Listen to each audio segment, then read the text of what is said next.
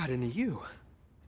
At Sunoco, we know how to fuel peak performance. Fuel your best. Fuller. Yeah. Needed F-150 for Smith build. Got it. Yesterday. I know. Don't forget my BMW. Gotcha. Check this out. All the major online automotive sites in one place. BMW, done. F-150, done. How's he do it? I can search nationwide, even those classified sites. Auto Tempest, all the cars, one search. That's how I do it.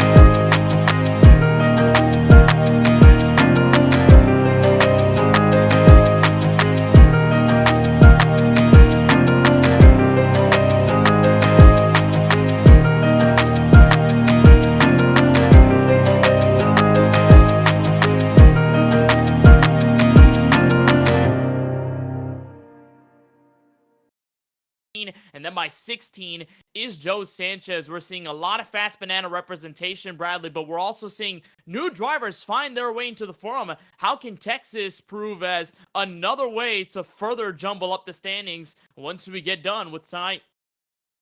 Well, you saw the big jump there between Marinda and Lawson Peel. Those guys went up like 15 and 19 spots respectively.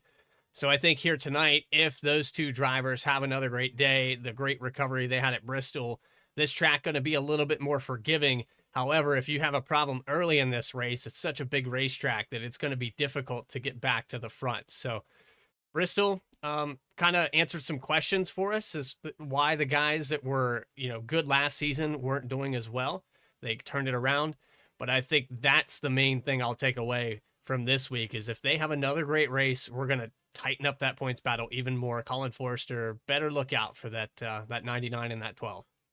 You have to implement a lot of the stages as well. That's been a key difference into who's been able to jump up and the drivers that have plummeted so far through the regular season standings. The driver who sits third in the standings comes off a huge declarative win at Bristol Motor Speedway after holding off a charging Eddie Smith and Mario Miranda. Joe Sanchez got the first win for Drinkin' Bros Racing in 2024. We get to join him now just before we drop the green flag from Texas. And Joe, we'll talk about the qualifying going into the race in just several moments, but to look back at Bristol, the crazy way you were able to lead all the way through the end. You led 118 laps, but you had to fight and claw your way for that win in those last laps against very strong drivers. How did that win feel, and how are you going to try to carry that momentum going into tonight? Win felt good to get it. Definitely felt good to get it done early in the season. So now I can really kind of just try for stage wins and just the race win and not points race. So messed up my qualifying here. Definitely track changed the 180 since practice. There's absolutely zero grip, so I just kind of lost it off of 4. So I guess we'll start here in the back and see if we can get to the front. As someone who's been able to run well here at Texas before and had a Drinkin' Bros Racing teammate, Lawson Peel, go to victory lane. The last time we were here, how do you try and deal with a track like this? I know it's very different from Las Vegas in the way it's shaped and structured. So how do you find this challenge in comparison to, let's say, Las Vegas a couple of weeks ago? It's definitely a challenging track, being a one groove racetrack. So just try to pick them off little by little and see. Luckily, it's a long race, so I got plenty of time to get to the front. Well, Joe, we certainly appreciate the time before we drop the green flag. Best of luck. I know it's going to be a deep start for tonight, but we're sure that you can move up to the front in due time. Best of luck, and go get him on track. Thanks, guys. That's Joe Sanchez in the 55, ready to rejoin his Drinkin' Bros Racing teammates that are going to be starting this race. A lot of them not getting great qualifying efforts, and a lot of them really having to work their way from the rear. We'll get that through in just a couple of moments. But Bradley, let's talk first about Texas, and we talked about it, and a lot of people joke about the fact that this track should be a Walmart supermarket, but nonetheless, in Fort Worth, Texas, this track has been around since 1997, but had a reconfiguration back in 2017 that has completely revitalized and reshaped the way drivers have to run this track. Yeah, and I've kind of touched on it there last week and at the beginning of this broadcast. Turns 1 and 2 entirely different than 3 and 4. The banking only at 20 degrees, 24 degrees in 3 and 4. You're a little more wide open. So if you prefer a long, sweeping, progressively banked turn similar to Michigan or Auto Club, turns 1 and 2 are probably your bread and butter. Coming into this race, you're going to see a lot of guys shoot it in deep and real low in the corner trying to hug that white line and get the pass. But unfortunately, they didn't reconfigure the backstretch wall. So if you miss that corner, you're going to find yourself hitting it quite a few times. It's a pretty tough track to drive, even though it does have a lot of grip after that reconfiguration and the two different sides. You have to really shape up the way you have to enter those corners. And what Joe Sanchez talked about, it is mostly single groove rather, but you might have to experiment in order to escape the dirty air. Just like Las Vegas, we go 267 laps, 400 miles, 640 kilometers from Fort Worth. Our stages will go as so, 80 laps to conclude stage 1, then another 85 to make it a 165 stage 2 end, and then we'll run the rest of the race. Green flag racing, if we can, and 3 green-white checkered attempts, of course, if we need them to extend the distance. Let's take you trackside and give you tonight's starting grid for race 4 from Texas Motor Speedway in a pretty orangey haze Fort Worth, Texas atmosphere, where Stephen Harlow, the rookie driver, will grab his first career Sunoco Cup Series pole. He'll be alongside the 48 of Alex Muscarella in his Chevrolet. That'll be inside-outside, first 2 to see the green flag. Justin Erb with a great qualifying time. He puts his Chevrolet in 3rd. Jesse Whittington going to line up his number 94 Chevrolet Camaro in 4th. Make that top 4 all Chevrolets. Our first driver that's not driving a Chevrolet is going to be from 5th. Alex Huffman, rookie driver in the 10, joined alongside by a Wyatt bracket winner from a couple of seasons ago here at Texas Motor Speedway. Brandon Banks moving up to the point standings. He brings his Geico Chevrolet to 7th to the green flag. Jonathan Cofield, the rookie who started up front at Bristol 2 weeks ago, will look to avenge a pretty stinging race from the last great Coliseum. And rounding out your top 10, Brad Fulham in the 19 and Logan Sturgeon in the 26. 11th position, road number 6. Robert Honrada is going to start in that 37 car. Colin Forrester, the points leader, in 12th spot. A little deep in this field, but I think he'll be okay. 13th will go to Austin Shoemaker in the number 14, and then 14th position, Casey Knight in the 28. Back here in 15th spot, Mario Miranda, a guy moved up a lot of spots after last week's race at Bristol. Justin Hendry is going to start on his outside. 17th place, Justin Winters and Shane Wyatt in the number 27. Rounding out that top 20, we've got Kip Easley and Sean Kalis in the number 90. And only 16 more to add from there on out. Garrett Brown in the number 16 car finished second here several seasons ago. He's going to be in 21st alongside the 17 of Aaron Adcock for Poman Motorsports. Phil Schoonover in the 9 car will drive from 23rd alongside Chuck Belt in his number 75 Ford Mustang. Steven Stepien is going to be rolling through tonight's race. A big storyline developing for him. We'll mention it in just several moments. Richard Swavely on his outside qualifying through 26. Those are the last guys to take qualifying times. And then there's the 2-time champ, Lawson Peel. Did not take a Q time. Austin Reedy back in 28th. Curtis Kelly, Joe Sanchez through your top 30. Then Zach Wilson, Eddie Smith, Chris Shoemaker, James Kunkel, Dustin Reeves, and Chris Progar to round out your 36 car field. A lot of drivers, heavy hitters, in fact, having to start from the rear under this orange haze from Texas. Stephen Harlow and Alex Muscarella bring us underway from Texas.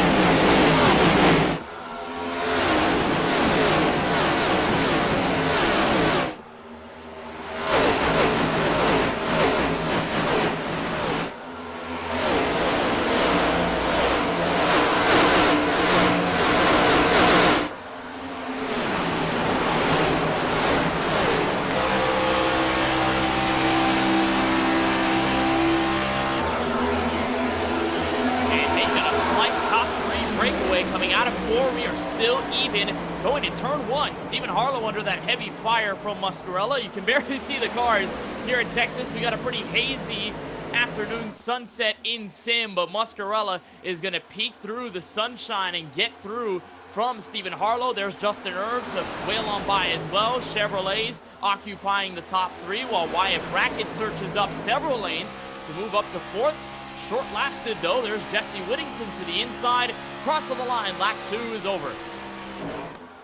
These guys doing a heck of a job with the visibility right now. I mean, we started out qualifying, it was hazy like this. We were kind of hoping that it would change a little bit, but you heard when we talked to Sanchez that the grip level changed entirely. 67%, I think, is the humidity coming into the start of this race, and it's greasy out there. These guys fighting just to stay on the bottom of the racetrack. It's pretty odd because here at Texas, you're usually accustomed to seeing daylight, very hot track temperature surging through the triple digits, and not that much wind to display, but we don't really have that hot of a track temperature in sim, sitting at about 79 degrees with this haze, all that humidity rolling at 62%, and then winds pretty strong to the south at about 9 to 12 miles an hour, specifically in these opening laps. So we'll try to get you all the updates weather-wise as we get through, but there's the air and track temperature here at Texas as Stephen Harlow grabs a bit of the outside wall. He's on the plummet through the top 10. There goes Brandon Banks. Along by went Jonathan Cofield, and to the inside is Alex Huffman. So Stephen Harlow, who faced that pressure from Muscarella to start, starting to drop back here, Bradley, early. Oh, and he's got a lot of people trying to make moves on him here. I'll take you over to the racing show on board with him. He's got people fighting on the inside every single lap, and it's not what you want. You get freight trained here, especially in the 1 and 2 right now. They get to the bottom of the racetrack, and he just doesn't have the preferred line. Like Joe Sanchez talked about, Texas, specifically at the start, is a single groove racetrack. You want to be at the bottom on both ends of the speedway, specifically in 3 and 4, where you're carrying so much throttle time with these next-gen cars. You do have to lay off the gas a little bit, but you're really back in it as quickly as the first third of the way through the corner. So being on the outside isn't going to help in the fact that you're not on the shortest way around the racetrack, and it doesn't help in that sense either, Bradley, because you have that opportunity to wash the car up and end up in the outside wall. Look at the huge battle all the way back through 11th. Alex Huffman looking to get by Robert Hunrada and Colin Forrester, the points leader. Yeah, Forrester kind of 3 wide there. It was kind of offset, but I thought for sure they were going to make contact there on the bottom of the racetrack. And then we saw Huffman tag the wall coming out of turn 4 just a second ago. He followed Harlow up there, and Stephen Harlow is still struggling a little bit, but he's settled down now. He's finally able to run the bottom of the racetrack. Battle in front of him here. I think that's Cofield on the bottom with the 30 of Wyatt Brackett for 4th. Jonathan Cofield, who started on the front row alongside Steven Stempian at Bristol 2 weeks ago, ran up well and ran some laps up front, but unfortunately got an incident that took him out of the race. Him and his teammate, Robert Hunrada, both got heavy hits at the end of that one through the Big Fish Motorsports Chevrolet. So Cofield looking to rebound here at Texas, and a good start here, moving up through the top 5. He'll dive underneath Wyatt Brackett, who gives way, and the battle up front could help Cofield get into the mix for a podium spot. Jesse Whittington, Justin Erb going door-to-door for second place, all behind Alex Muscarella, only by a 10th or 2, so not much separation for the first 9 laps of the going here from Texas. Just to let you know, and an update from Race Control, we were going to give these storylines just before we drop the green flag, but as we're under a bit of a rhythm here under green, we'll give it to you now. Casey Neiden was given an end-of-line penalty for disconnecting after the drivers' meeting, and then Steven Stempian, who told us earlier this week that he aggravated the injury to his Achilles by falling on that foot where he had injured it. He's just here to start and park. He has since disconnected after the opening lap. He is going to get points for this race, but another big shunt there, Bradley, for the recovery, and of course, to the points for Steven Stempian. We obviously hope that he's okay. He talked about it a little bit throughout his Drop in the Hammer podcast. Didn't expand much on it, but all we can hope for is Steven Stempian's quick recovery, and it's sad to see that he ended up on that foot again and may have aggravated it a little more, but we're glad to see that he's all right, and hopefully it's not another rupture to that Achilles and he'll be able to continue on. Yeah, it's difficult because you feel, oh, it's better. It feels better. I could probably put some weight on it, maybe start to rehabilitate a little bit, walk around, and then you push yourself too hard, you know, and for every week that goes by you, there it is, 37 car into 1. Oh, man, put the camera right on that guy. We got a big crash up front, including your leaders, and it's a big one on the back straightaway. Brackett, Whittington, Forcer, they're not done packing it up quite yet. Oh, my. That was a parking lot on the backstretch. And it all started between your top 2 leaders in Muscarella and Whittington. In the opening 15 laps of the race, we have our first caution that takes out many. There's Muscarella on pit road, a beaten-up Chevrolet Camaro. This is going to be the 4th straight race to which Muscarella finds heavy damage. And we'll dial up the replay and tell you exactly how the story unfolded. It was coming out of turn 2 with a 48. I think Bradley got a bit of help from Whittington's 94 Chevrolet. It sends both of them careening into the outside wall. And then from there, it's all about addition to the equation. There he gets loose, snaps it back to the right, gets into the outside wall, takes everyone that's in that second line with him. Man, 4 of Shoemaker. He was on the brakes, but just not enough. And right on board with the 4 car, get you another shot of this. He's on the brakes for probably the entirety of this backstretch, but just not enough.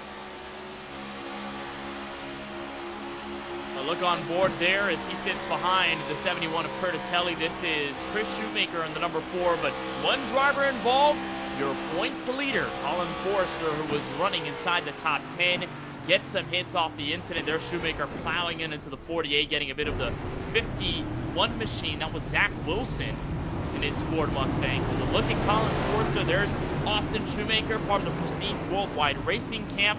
Both of those Ford Mustangs being involved, and there's a look at Forrester's 31, repping Mac tonight here at Texas, running behind Mario Miranda, and the points leader gets his first big shunt of the season. Take a look.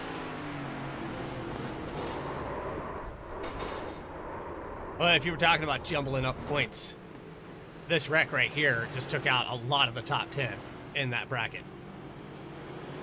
And it forced many down pit road, even though they didn't want to. It was an act out of necessity And therefore, Richard Swavely is going to take over the top spot. He did not come down pit road. Zach Wilson is going to lead them out for those who did come in for either a splash of fuel, but mostly everyone else is down there for some sort of damage repair. Stephen Harlow back in 18th. He's had a lengthy pit stop. He's getting his car repaired. Alex Huffman, Wyatt Brackett, Colin Forrester, Austin Shoemaker, Justin Hendry, Shane Wyatt. There are so many drivers who are spending all this time on pit road, spent a lot of time at the front just getting the race underway, and Bradley, they may have to call it over or semi-over. They're going to have to be at a huge disadvantage once we get the restart. Yeah, the damage here is just, it's not like Bristol where you could knock the front end off of it. We saw Miranda do that a couple times last week, and he was still able to recover to the top 5. This track, a little less forgiving. Your aerodynamics so important. If you knock the toe out on this car, you better have it right back, 8, 10 minutes, whatever it takes, because if you go back out there on the racetrack, you're going to lose 2-3 laps if we stay green. And with that, Bradley, there's a huge question mark on what's going to happen, because we had a lot of guys qualify up front, many strong drivers, and sure, we did have some qualifiers near the rear of the field. Lawson Peel, one of them, Joe Sanchez, the other. But now, how does this race figure itself out? What do you do now if you're everybody who's been able to gain all that track position? It's a certainly lucky blessing, but you have to bear the weight of that, not expecting that it would go down the way it did in the first, give or take, 15 laps. Well, and I think part of it, too, was the visibility. It's a little hazy out here, as you could see earlier when we had the blimp camera. You could barely see the cars. And I think if you're, 20th back, you can't see what's happening all the way at the lead. And so when that wreck happened, that's why the backstretch clogged up. But overall, we took out probably 7 or 8 of the drivers that are in this top 10 right now. They have some form of damage. So it's going to jumble these points up. I think it just got tighter. And for track position with the 32, with Richard Swavely staying out, we'll see how it plans. But I think right now, track position is just key. And if you can get up front early and avoid the carnage, that's where you want to be. Well, this is the good news for guys like Richard Swavely or Zach Wilson. They spend a lot of the race just getting themselves into a rhythm. As long as you can escape that huge crash on the backstretch, then you're fine. A lot of these guys didn't even take repairs, just getting quick splashes on fuel just to be able to secure themselves a little better for the stage end at lap 80. That was the first caution of the race. At our last 1.5-mile race at Las Vegas, we only go about 12 to 13 laps before we see our first yellow flag of the race. So we'll reset it here for restart ready for lap 17. It's Richard Swavely, who did not come down pit road at all. He's going to be commanding the field. Back to action with Zach Wilson on his outside in row number 1. Garrett Brown is going to move up to 3rd place. The PWR Ford Mustang, who started 21st tonight, is going to see top 3 action for the first time. Austin Reedy for Fast Banana Racing, also with a deep start in 28th. 5th place, Eddie Smith, who rolled off the grid in 32nd. Going to be 5th, Joe Sanchez in P6 from 30th to start. Boy, there are so many drivers who just got away from the accident in the first sector of this race and now get to share track position at the front. So good news for them. The bad news is there are going to be some drivers that are on their way. They just have to make sure they keep their composure as they run up front. Our first restart for lap 17. Richard Swavely going to lead some laps here in season number 7. Zach Wilson flanking on his outside. We'll get the field ready out of 4. Pace car turns to the left. Swavely will bring the field to the restart zone. We are back underway from Texas after a huge skirmish on the backstretch.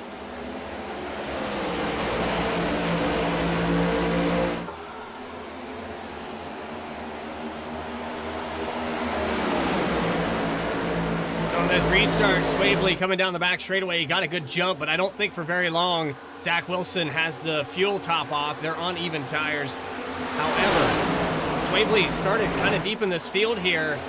So for him, speed-wise, I don't know if he can maintain this top 3. There he goes back to 4th already. He stays up top, and moving on by is everyone through the top 4. Joe Sanchez going to make a bid to the inside in turn 1, while Zach Wilson, who finished in the top 5 at Bristol 2 weeks ago, is set to take over the race lead, but he's got Austin Reedy right with them. These two nose to tail within about a tenth of each other, and Reedy has been close to his first Sunoco Cup Series win of the season. He's been up there in the point standings. He got a 6th place finish behind Zach Wilson at Bristol several weeks ago, so we might see these two tangle for just a little bit, but they have to be a little careful too, Bradley, because the caution starter was Alex Muscarella, and Whittington getting into it from the first 2 spots. Garrett Brown moves up to 4th. These guys getting really crazy up here in the top 10, jumbling for positions. Eddie Smith, who was back in 32nd to begin this race, like I said, he's up 25 positions. I know that the track change from qualifying and practice entirely different, so some of the guys still trying to figure that out. And I think as this run progresses, maybe if we get a good long green flag run, you'll see them get a little more racy. They didn't really push the issue too much in that first 16 laps, just a little mistake there with grip. And Eddie Smith running 7th right now, one of those 3 drivers that has been able to run inside the top 10 through all races of the season. That includes Joe Sanchez, who runs a couple positions in front, and then Colin Forster. And this is going to be primetime territory for Smith here, Bradley, because you get Colin Forster, the points leader, involved in an accident early. He's going to be basically on the back foot, and he is putting around the speedway just now, entering pit road. But Smith, as he puts on the attack to Curtis Kelly for 6th place, down 14 points for the points lead going into tonight. This is a huge benefit for the rookie driver. Yeah, he's at the right place at the right time. If he can maintain this top 10 and, you know, Forster's not able to recover this race, he could be the new points leader going into week number 5, and he has every reason to be there. He's kind of sold himself short, especially in his post-race interview. He deserved to be up front at Bristol. He was one of the few guys that ran the outside and did it successfully. He held pace with those guys the entirety of that race and was up front, led some laps. So I'd look to see Eddie Smith, the way he's driving right now, doesn't look very rookie. And he is pulling on Swavely and Brown, both of them in front going door to door. Smith might get a 2 for 1. He's going to follow in the footsteps of Brown and then Ford up ahead. Going to get around Swavely, who continues his drop through the top 5. Smith is going to remain in this fight. And the driver of the 87 has the highest average finish of anyone this season over 3 races. It sits at 4.3. So as a rookie, certainly driving like a veteran. Dives underneath with help from Justin Winters in the 22. Smith gets his bid into the top 5, 23 laps in. But meanwhile, the top 3 have pulled away, and all of them are within a tenth of each other. So if you're Zach Wilson, you're looking in that rear view mirror and you're saying, well, these guys aren't really going away quite yet. The strength of the field still strong, even though we wiped out a bunch of drivers to start this race. Austin Reedy and Joe Sanchez starting to pull in on the 51. Sanchez specifically, we said, had a pretty poor qualifying effort. He even said it himself as he grazed the wall coming out of turn 4 on his one and only lap of qualifying, so had to roll off from 30th. A saving grace in that big crash puts him now inside the top 3. Well, and the confidence level this guy probably has after that win at Bristol. I know as a driver, personally, you try and you try and you try. You keep finishing second, third, whatever the case may be. You're right around the corner. He found it. He got it done at Bristol. It was his first win, I believe, in over a season. And here he is now in the top 3. He's in striking distance to get another one. Maybe back-to-back here today at Texas. And it helped the Drinkin' Bros Racing Chevrolets, while it really didn't help Brandon Banks, who plummeted to 25th as a result of getting damaged from that first caution of the night. Sanchez and Peel, 2 of those teammates, have been able to work their way up through the field. There's the 2-time champ moving on the inside of Curtis Kelly, now attacking on Mario Miranda. So these 2 are tied for all-time wins in the Sunoco Cup Series and finding themselves nose to tail. And Peel also the winner last time we visited Texas Motor Speedway in the playoffs back in season 6. It was a shorter race, but Peel knew how to get up front and led the waning laps in order to take that checkered flag for what would be his second Sunoco Cup championship at Homestead Miami Speedway, attacking on Miranda. You can tell it's pretty hard to make passes, Bradley, here at Texas, unless you have a driver up in front make a mistake. Basically everyone running that white line at the bottom of 3 and 4. And I don't know what it is about the 99 and the 12 following each other around every race that we've watched, but they seem to always be racing each other. At Bristol, it was a matter of who could chase who faster, and they both worked their way back into the top 5. They were right on the edge of it, I believe 4 wide with them too, and you don't see that at Bristol. They were able to make it out the other side somehow. Just talented guys working their way through the field. They seem to be on the same page whether they want to admit it or not, but they tend to run very similar races. And Miranda with his best finish of the season 2 weeks ago at Bristol, where he captured a top 3 run after the first several races, averaging in around the 36th position rank. So it was a really tough start for the Tulsa, Oklahoma native, but starting to get on the better foot here from Bristol. Looks to be a solid race to build up now from Texas, but that's usually been the story from Daytona and then Vegas leading up to Bristol Motor Speedway. So you can't really count out any bad luck from hitting Miranda, but nonetheless, I'm sure that he's much more positive at the exit of Bristol going into tonight as he watches Garrett Brown fall a bit. There's Lawson Peel challenging for the inside, and so is the pole sitter and rookie driver Stephen Harlow not too far away in the background. And Miranda, when he talked about keeping his resiliency at Texas, or at Bristol rather, 2 weeks ago, and keeping his head in it, even though he got involved in many accidents and got hit everywhere, he said, quote, "It was my teammates. Those guys are way more mature than I am. They have way more experience than I do, and I might be faster, but the experience they have is priceless." James Kunkel, Casey Neiden, and Isaac Mock, the teammates of Mario Miranda over at Race Team, he gave a lot of credit to those guys for keeping his composure throughout the race, and Miranda using that composure to weave through traffic, moving through Eddie Smith. This is going to be for 5th place. Gets to the inside into 1. That's where you want to take it, but now has to check up a little bit because of that shallow entry. Opens up the door for Lawson Peel.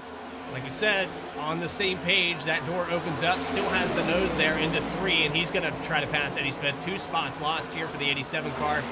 I think this green flag run has taught a lot of these guys that maybe fell out of the top 10 or didn't start up there. I think they've learned the grip level, and they're starting to manipulate this car better. Now Eddie Smith has to deal defensively on Chris Progar. Now Justin Earth, they're going to swoop on by on the inside. So despite Eddie Smith's pretty good start alongside Garrett Brown, both of them, it looks like their tires are beginning to hit that cliff point here at lap 33. Remember, a lot of these guys did not come in for tires. They really were down there for the motive of getting some fuel. So still in the same pieces of rubber that they were to start this race. Here's a look from Robert Hunrada.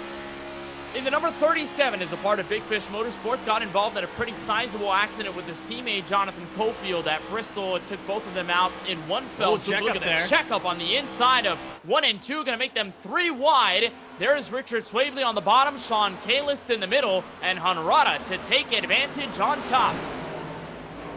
Well, that right there is just those old tires. The 32 is struggling to keep it down on the bottom of the track. Got a little bit loose, checked the inside up. Hunrada's going to pick up about 3 positions out of that. Still a little fight left in that 32 car. I'm really impressed how old the tires are that he's still able to fight. But that car is just, it's at a disadvantage right now. And I mean, track position was nice to be up front, but now you're back to mid-pack, and you're going to have to outwit these guys when it comes to pit stops next time. Hunrada is going to eye down his best Sunoco Cup Series finish in his rookie campaign. He finished 18th at Las Vegas, and then we mentioned what happened to him at Bristol. It really was a hard race for him to go through, even though he was able to muster a top 20 run. We'll keep an eye on Hunrada as he slices through 12th and should be able to get by Eddie Smith now that we know his tire life situation and the fact that he has dropped back from the competitors at the midway part of the field. And it might also be hitting the top runners because Justin Winters has been able to move through traffic. There is the points leader, and now going to be lap car Colin Forrester in the 31. Zach Wilson is going to go on by, and Winters is putting on the charge. Yeah, Justin Winters just swapped positions there prior to us coming back to the lead pack. He got around Austin Reedy. There was a pretty big checkup there. Reedy looks like maybe the tires are gone on that right front. He's not hugging the bottom of the racetrack as much as these guys in front of him. Starting to lose a little ground to Joe Sanchez. Falls back about a full second as they cross the line for lap 38. I mean, it might be a situation, Bradley, as here comes Winters to the inside for the lead in 1, making easy work of Zach Wilson. Winters, the new race leader from Texas at lap 38. Just maybe the situation of they didn't really expect that pit stop and the caution to come out, of course, so they come down pit road and they remain pushing on their Eagles, and they don't really understand that the tires were going to fall off at some point. So to see this level of drop-off from the field is certainly surprising. It sort of felt like, Bradley, they were on a brand new set that was a phantom set in a sense. They're starting to burn off the rubber, and it's not really working out for them. Yeah, the tire heat with the revamp of the oval overhaul, I think more of the fact that you heat the tires up faster the older they get. You can have a few cautions in quick succession, and then it kind of balances out. So then you're able to stay up front longer. But we just didn't have that, and these guys with 16 laps, they got to that hot spot on the right front a lot quicker than the rest of this field. And that's why you see Justin Winters up here. He took 4 tires. He's got a full tank of Sunoco race fuel, and he's continuing to pull away. Now half a second from Zach Wilson. 40 laps in. What's the projected time, though, when they come back down pit road? Because now we've kind of split this run up kind of strange. You're going to see half this field pit a lot earlier than the rest. Yeah, and it is going to give them a little better tire life if they don't pit here, lap 40 onwards. If they pit it at most of the field at about 26, now 27 laps on their stint. If they come in within the next 15 to 20 laps, they should be looking at maybe 30 or so laps that they have on fresh tires, maybe even less, 25 to 20. So it is going to be interesting to see how they deal with that situation, as there is Dustin Reeves in the number 6 car moving in front of Eddie Smith, who continues his fall through the field through the top 15. He's down to 14th as Reeves has moved his way up to 13th, while Logan Sturgeon and Robert Hunrada might be building up a nice battle for 11th. You talked about the hot spot on the right front tire. Well, I'd say it's a combination of that and the hot spot that is the entire racing line. Everyone's running the bottom. You don't see a lot of drivers moving up several lanes. Dustin Reeves is one of them, but the guys in the front really aren't employing that strategy. When you add in the oval refresh in phase 1, what that was all about was being able to dynamically heat up the track surface with drivers putting energy on the lines to be able to add more grip to the other lanes that are higher. So while everyone else runs the inside lane, lap by lap, it's going to lose grip. So if you're not able to save your tires, if you're not able to rotate the car properly enough, that line, as you put more energy into it, is going to slow down. So drivers are going to have a little harder of a time driving the bottom and making it work like they did on lap 1 versus here at lap 43. Hence why you're seeing some of the struggles in pace by the field. Yeah, to elaborate on that more, the base part of Texas, the cold track, single line racetrack. But if everybody is driving on the same part of the track over and over and over, 43 laps in, you have to move up. You have to find a different line. And if you didn't practice that, it's going to be a struggle for you. And you can see some of the contenders, like the 55 of Sanchez, he's fallen back tonight. He has been in this top 5. We got a car losing the front end. I think that's a glitch there by Hunrada. Okay, we're good. I thought we had a caution coming. But yeah, to just elaborate that, that's how it is in real life. And with the track rubbers up and it heats up more, you're going to see more and more of that. Guys up to the outside. There's Reedy with Miranda on the inside coming by for the 3rd spot. And look at the names that are starting to trickle into this top 10 that are surprising. Chris Progar in the 7 is up to 7th place. Justin Erb is in P6 after a good qualifying effort to start. Sean Kalis just got by Sanchez and the 2-time champion in Peel. He's up to 8. So these guys are making their mark on the front of the field. Heavily contested battle for 3rd place behind Mario Miranda. There's Stephen Harlow side by side between Austin Reedy and Justin Erb. This is losing them more time to Zach Wilson, who has shaved off about 1 second and 3/10. He's behind Justin Winters, who continues to pull away here on lap 46. Really fun to watch. Reedy washes up high. Justin Erb is going to take the spot, and here comes Chris Progar. I mean, I'm impressed. Progar, he was kind of sleeping on us here to start this race out. 30 positions gained. He was all the way at the tail end of this field. And yeah, so with the, I believe, was it in a line penalty for disconnecting, correct? Yeah, well, it was Casey Neinen with the disconnect. Okay, so the 7 car just naturally starts there. And for him to overcome that and be up here in this top 10 this early in the race, that's kind of something that you see from the 99 of Miranda. Progar is on the same pace to be up here in the top 3 before this runs over. And as these guys go door to door and start battling, it's only a better ammunition for Progar, who's going to get by Austin Reedy, washing high out of 4, and going to look at this side-by-side tussle for 4th place between Miranda and Justin Erb.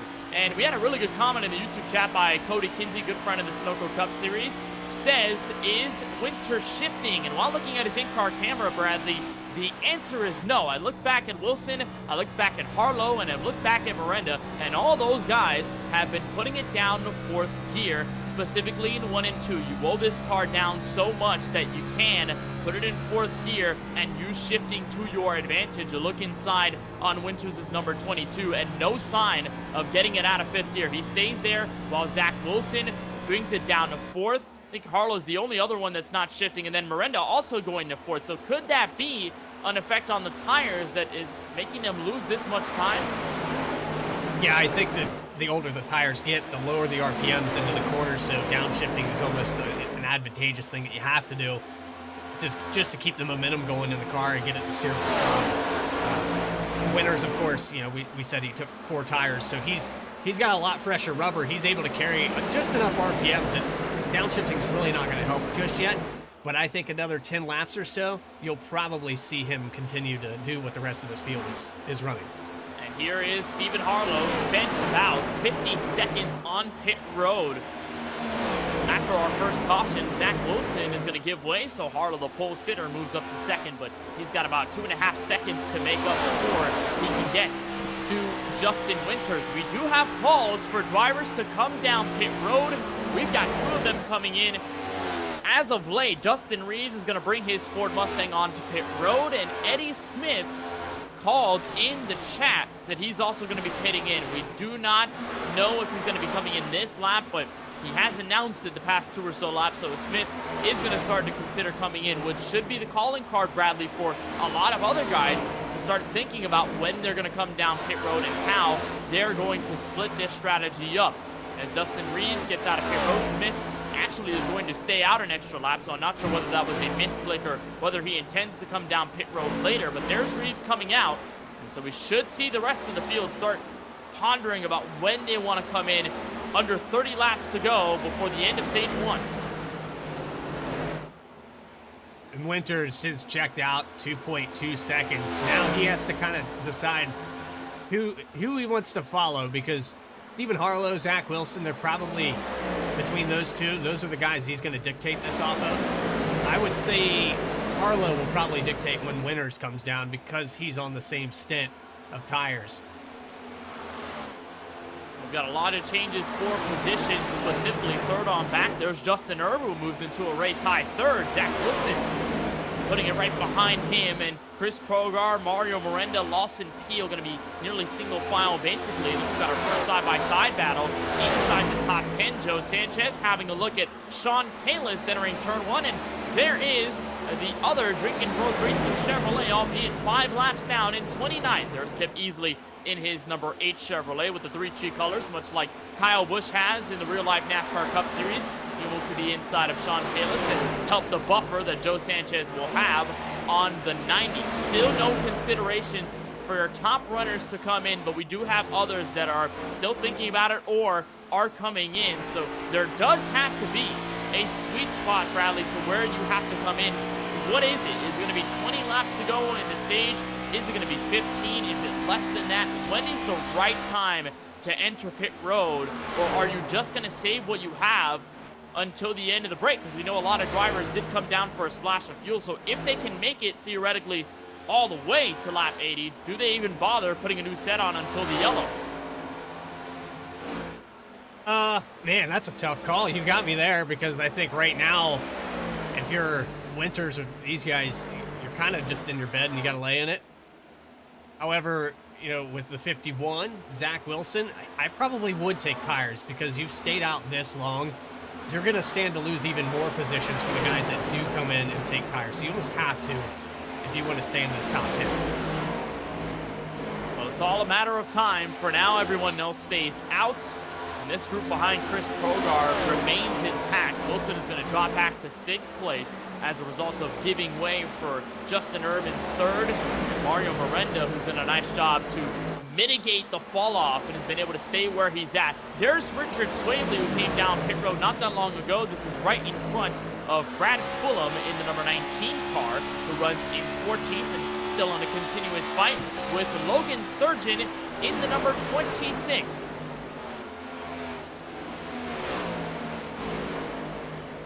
Sturgeon having a pretty quiet night, but sitting in 13th position, and good recovery for him.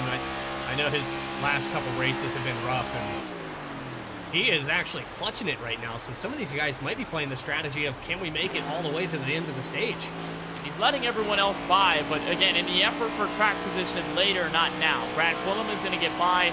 Sturgeon, a part of that full lock racing camp that is included with Shane Wyatt, Richard Swavely, and that 94 of Jesse Whittington, who was involved in that big crash on the back straightaway through the first 12 laps. But Sturgeon, yeah, he is deciding to save a little more, and I'm sort of surprised that the drivers in the very front aren't employing this strategy. A lot of these guys are coming off the corners. They're running full throttle. They have no worries about their fuel to the end, but I guess Sturgeon might be cutting it close and looking to extend his stint past lap 80. That's really going to be his blessing in a way. As I look on board with Sturgeon on the bottom right, working hard behind the wheel, not saving in 3 and 4. Just going to carry all that momentum. As behind him is Charles Phelps, but it's about a second back, so at least Sturgeon has a bit of wiggle room to use. Yeah, this might be a wise move. He might end up with a top 5. I don't know that he has enough to make it all the way up there, but with the fact that he's in 14th, and you probably at least have 6 or 7 of these guys in front of him come down pit road, very good chance that he could end up in or really close to the top 5 for this first stage, and that would help him tremendously because the start of this season has not been kind to the 26 team at all. It is not. His best finish of 2024 was 9th, and that was a far cry from now. Daytona International Speedway. It was race 1 where he got a top 10, and then right after Las Vegas, it started taking that downhill turn. He ended up with a top 20 effort, but then at Bristol, it also didn't look pretty. He finished in 19th. He runs 14th right now on alternative call to help Logan Sturgeon get back on track and either best or match his best finish of the season so far. But there is Charles Phelps making the move by on the inside. There are more drivers left to take positions, most notably the Domino's Toyota Camry of Casey Neiden, who started with an end-of-line penalty for disconnecting after the drivers' meeting. A look on board with Phelps. He's in the middle, 3 wide with Garrett Brown on the inside. That was a moment. You got fresh tires, you got a guy saving on your outside, and you're just trying to navigate right now. Where do I go? Got put into a really sticky situation. He's able to come out the other side, but he still hasn't passed the 26 car, and you can see Sturgeon not saving through 3 and 4. He's going to surge back up to the door, gets loose there, almost tags the wall, and that will do it. Phelps will get around. Phelps is going to complete this pass. Sturgeon might peel on the inside for a move. Phelps is going to move up high for a bit of grip in that tertiary lane, and it's going to be able to beat the 26 car out of the corner. So a nice move by Charles Phelps, playing it patiently, and there's Casey Neiden to pick up the rest of the crumbs. He's going to move into 15th as Sturgeon continues his fall back and remains on the save for now. 64 laps in, about 16 to go before we cross the line and end stage number 1, and the gap from first to second, Bradley, has shrinked considerably. It is now within 4/10 between your pole sitter Stephen Harlow and recent race leader Justin Winters. It's going to be a lot of fun to watch. Winters gets really tight coming out of 4, and that's going to allow Harlow to catch up even more. Here's the pass for the lead going into 1.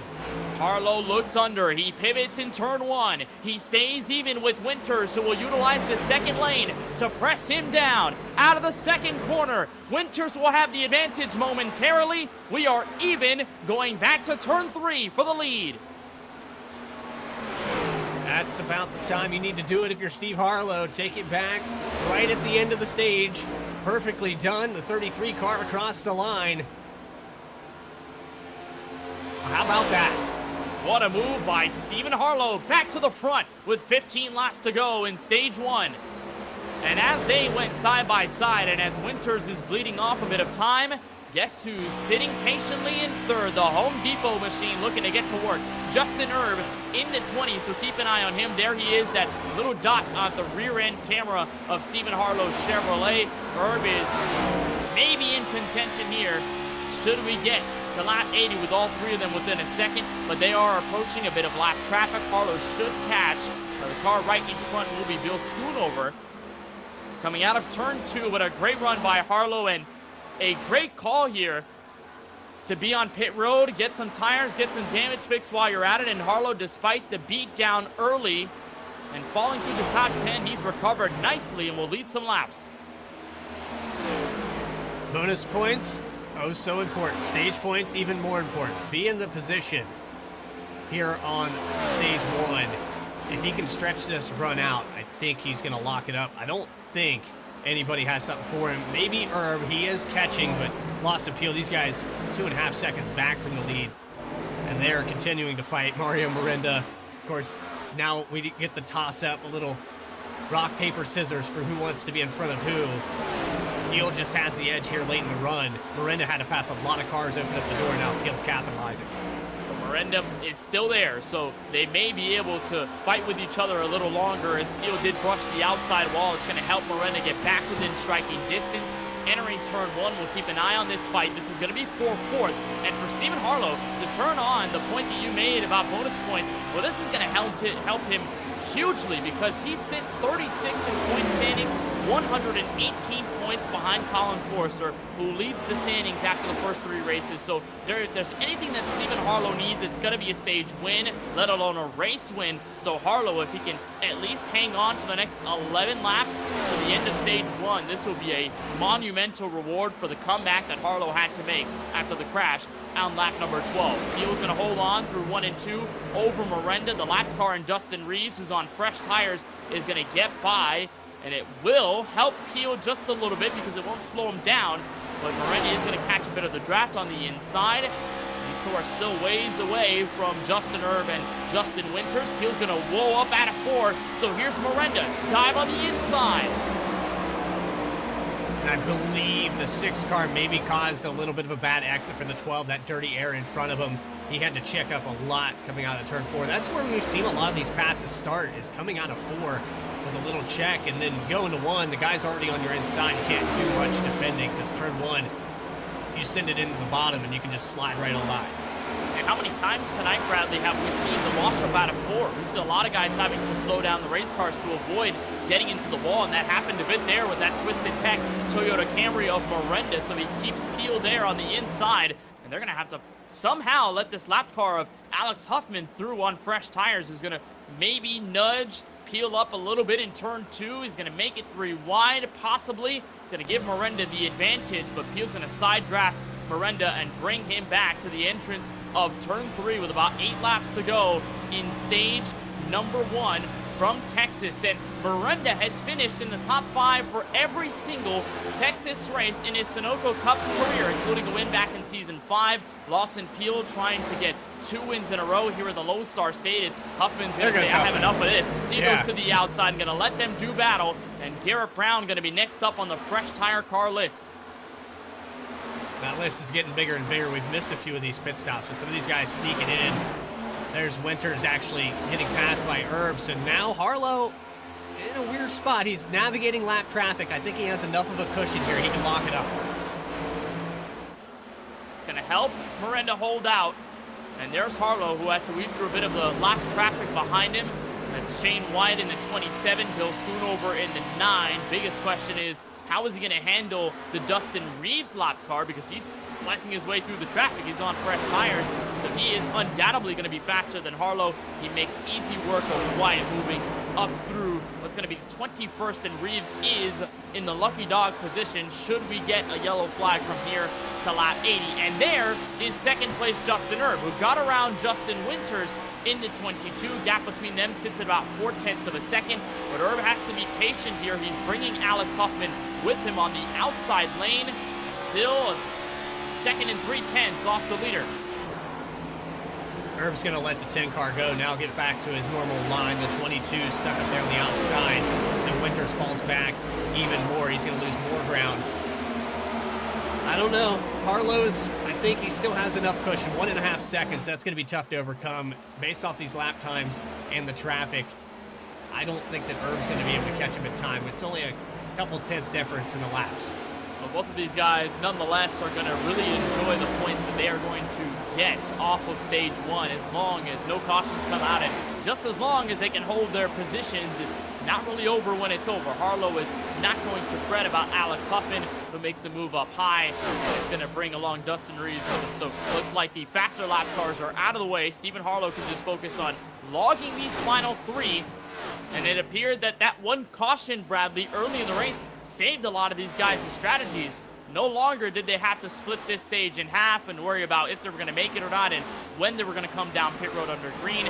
More so, it's about just saving the fuel to make it to lap 80 and then just holding on to the set of tires, which is a difficult task in its own right. But for guys like Harlow and Herb, who spent a lot of time down pit road, were able to get a fresh set.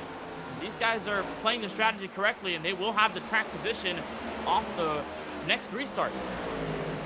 Wise decision here for Harlow, and he got caught up in that first caution, that big wreck that we had on the backstretch.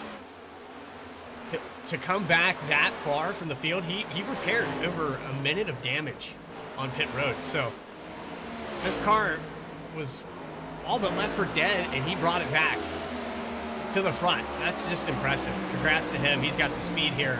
I'm impressed with the 33 today. Pit road is closed. Final 2 laps here in stage 1 from Fort Worth, Texas. This is also going to be a great reward for Justin Herb, who after the first 3 races sits 10th in point standings, 62 points behind Colin Forrester, the leader of it all, but is only 5 points away from Zach Wilson in the 51, and a couple more points away from Isaac Mock. So for Justin Herb, this is really going to be a great stage 1 finish, and it could pivot into a solid stage 2 and might help him gain some crucial positions in the standings as we get out of our second mile-and-a-half race of the season. He's weaving through some lap cars, but he seems to be okay. Our white flag displayed in stage 1. Caution flag is out. Not sure whether that is for the actual stage at 80. It is. So Stephen Harlow going to be the winner of stage 1 after starting on pole.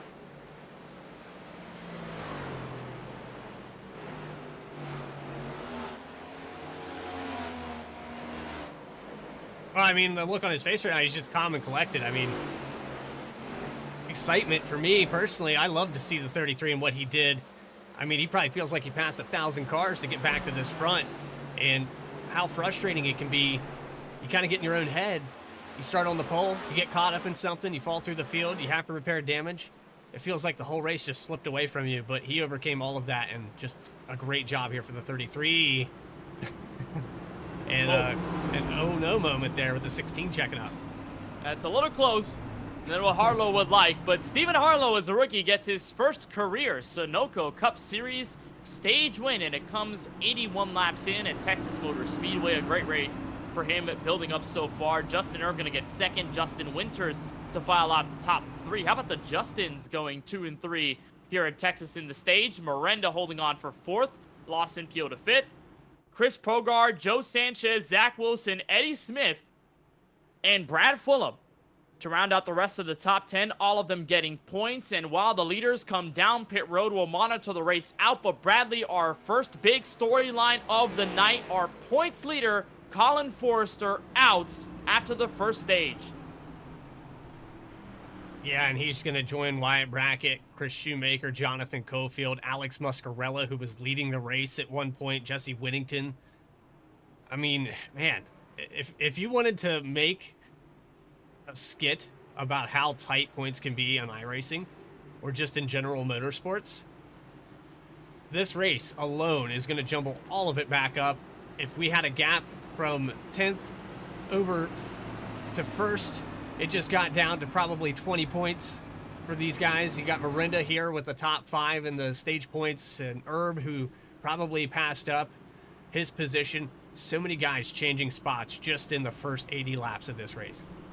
It's all changed in a matter of moments out of pit road. The rookie, Stephen Harlow, is going to lead him back to the restart as we are under yellow.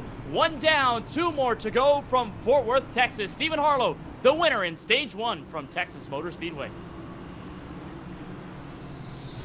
You're enjoying right now on the action here at Texas for race number 4, the Sunoco Cup Series. We're going to take a quick commercial break. We'll sort them back out and begin stage number 2 live here on VSPEED.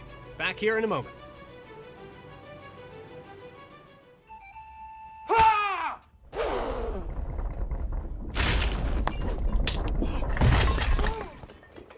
got into you? At Sunoco, we know how to fuel peak performance.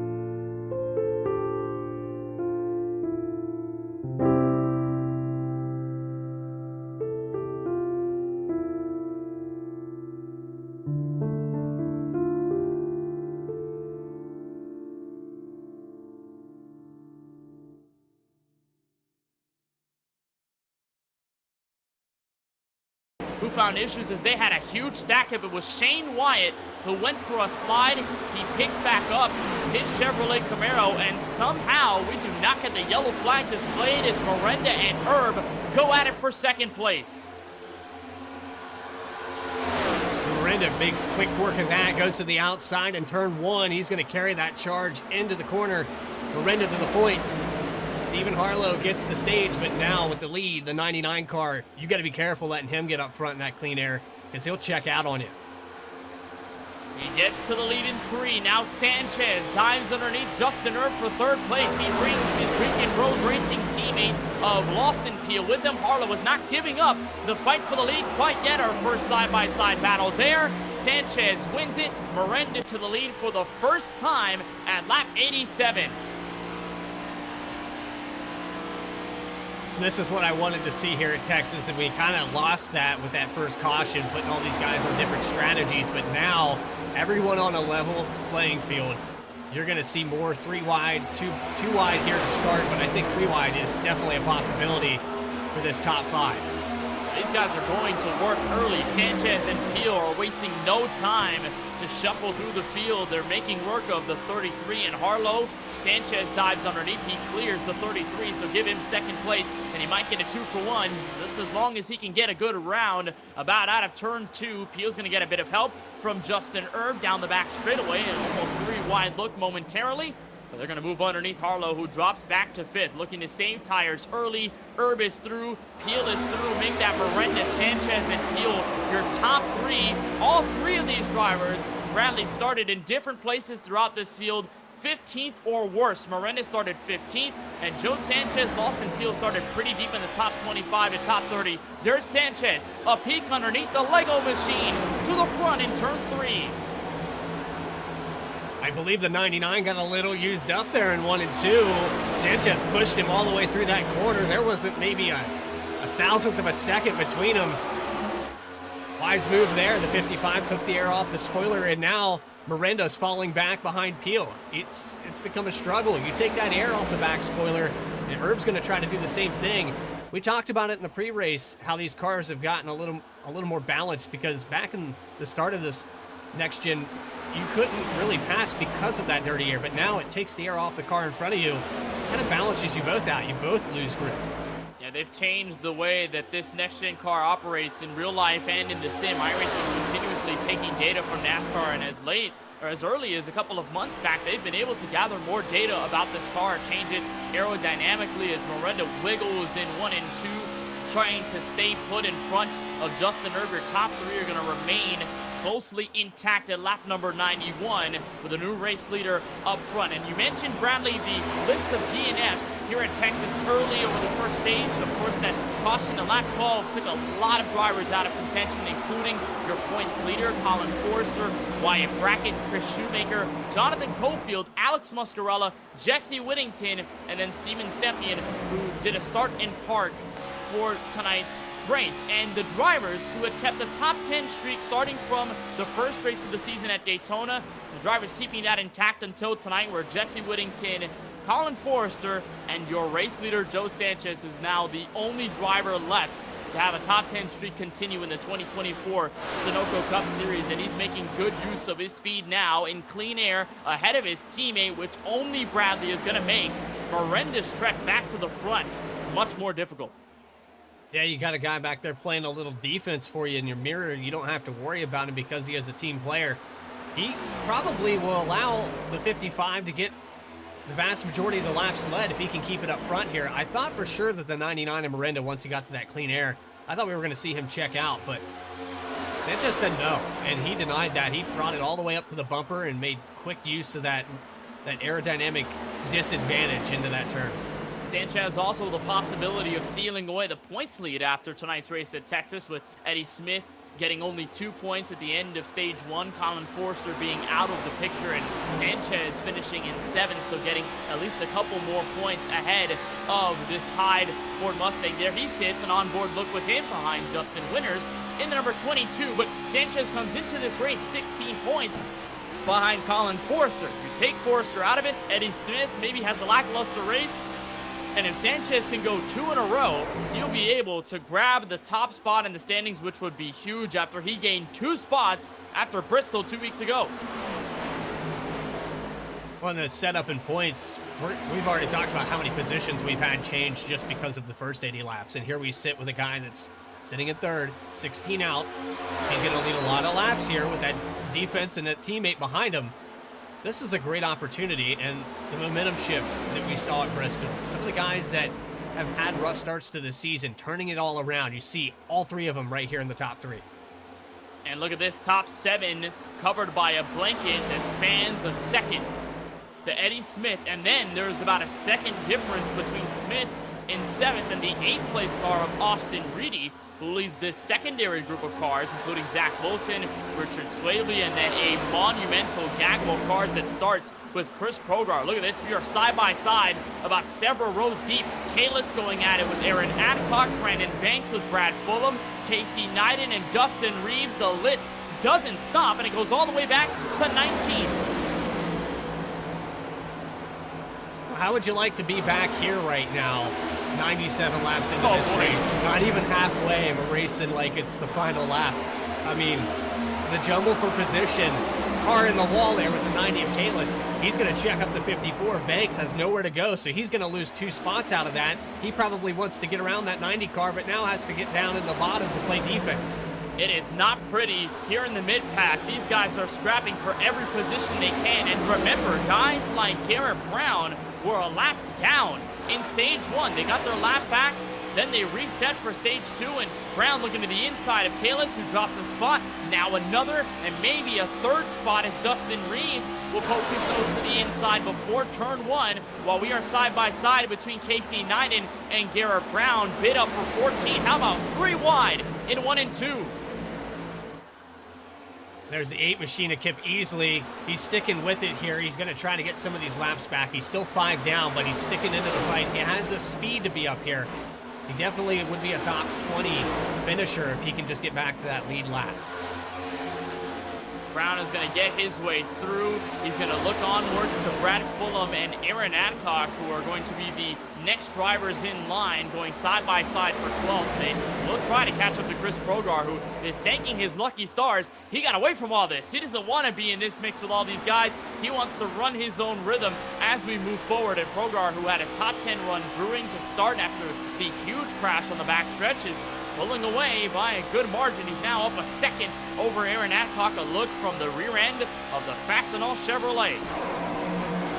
Yeah, 7 car has a lot of ground to make up on Richard Swavely. We're talking about just over a second there as they cross the line. Now under a second, 9/10 as they come out of 2. He has the clean air though, and now that he's gotten out of what is behind him, the Hornet's Nest, from 12th on back to 19th, these guys just inching away.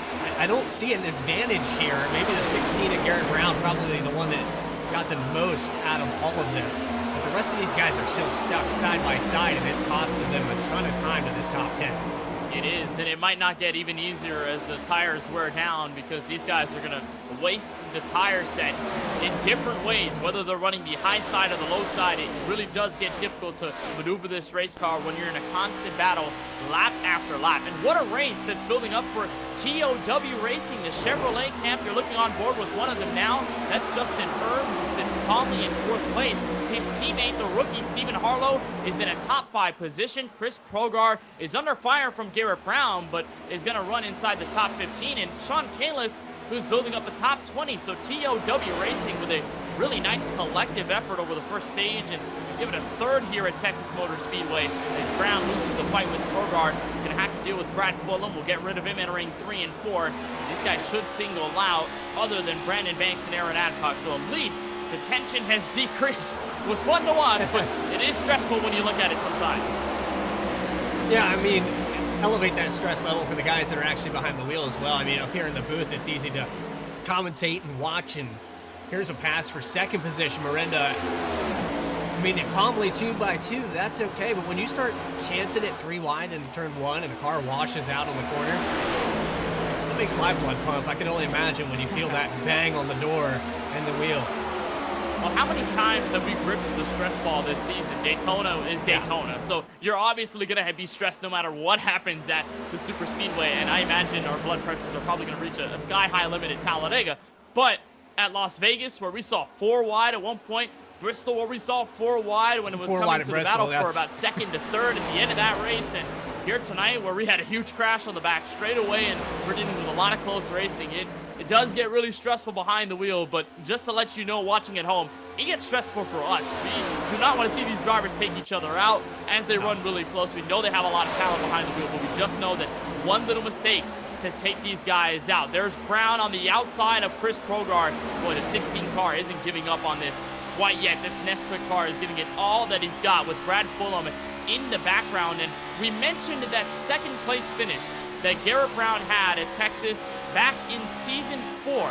That was in a fight with Wyatt Brackett, who unfortunately isn't in this race anymore because of all the damage he picked up from the early crash in stage 1. But Garrett Brown has performed sort of up and down here at Texas, whether it be a beneath top 15 run to a top 10 run, so on and so forth. The season 1 champion is sort of flirting with success and full-on disaster here at Texas. Continues this bid on Chris Progar. He's going to win it for now. That's for 11th. Well, that elevates your stress level a little bit more when you're sitting back here in the 11th spot and you see that top 10 pulling away. That's where I personally would start to get a little anxious, because you know that even though we have that stage break, your chances of getting up there in the top 10 keep diminishing for every lap that you have to, side by side. And then the tempers start to flare up. We've seen this group of cars racing continuously for what, 20 laps now, and nobody's made up any ground on Swavely, Wilson, any of the ones that are in the top 10 that are going to get points. That's true, and this is a constant game of adjustment to look at the points racing situation and how you prep yourself up for stage 2, to which Garrett Brown is currently not in a spot to gain points in. As there's Richard Swavely back in 9th, and then Zach Wilson behind Swavely in 10th place. But as we talk about the adjustment, what is that like behind the wheel, Bradley, for Garrett Brown? He spent so long getting around these drivers in the mid-pack. He's gotten into clean air. He's about a little under a second, maybe a little over a second to Zach Wilson in the 51. How do you adjust this time now that you've got single file action mostly ahead of you and you have to work on your own rhythm and your own tire saving strategy? But now you're in a rhythm. You're running your own line. It changes your mentality because now you have something that's constant and consistent. You race the racetrack, not that car in front of you. You can see that gap change a little bit here, but if you're staring at that relative, you're missing your marks. So now, get your head right, get back up on the wheel, and just keep hitting the line that you have to drive, and hopefully, before the end of this stage, you find yourself up there battling for the top 5. Well, there's a bit of the gap on the bottom right of your screen. This battle for position, it sits under a second, and it is closing in between Brown and Wilson. So the 16 car could find himself in the stage points territory. That is, of course, in the first part of stage 2 from Texas. Joe Sanchez might also have to adjust because he's in dirty air again. This time it's Mario Miranda who takes over control at Texas, a new race leader. Got around Peel moments before, swooping to the inside of Joe Sanchez, and the Oklahoma native searching for his second career win at this racetrack and first of the season up in front. I know we just missed it, but based off of how we saw the beginning of this run and Miranda got passed early after getting into the clean air, I think he realized that maybe it's time to save a little bit, let these guys come up here to me, lead some laps, burn up their stuff, and then I'll set sail. So inevitably it was going to happen. I wasn't entirely wrong, but he just chose to do it on the end of the run instead of the beginning. It's all about now, though, how Miranda is going to hold on to his top spot, because Sanchez and Peel, we know they're both teammates at Drinking Bros Racing. They work collectively and efficiently together when they're on track in the same place, so you never know what DBR could put out. But it was sensational to watch Miranda split through this traffic and get by without a hitch. But everyone else behind is starting to catch up. Stephen Harlow is within striking distance. Talk about the 5th place Justin Erbcar. He's there as long as Austin Reedy is able to get by. They're both loose off the corner. Reedy's going to make it about 4th as they enter turn 3, and right behind them, former race leader Justin Winters. So everyone in your top 7 with at least a decent shot at getting the race win, although this side-by-side battle might make it 4 and 3 separated from each other. Almost had a caution there. Those guys both getting loose coming off of turn 2, and I'd have to say that the side-by-side, maybe not a good idea at that portion of the racetrack. That's the flat spot there with that transition. We talked about the progressive banking, but it kind of ends all at once when you're up there on the outside, and Reedy, heck of a job to catch that thing.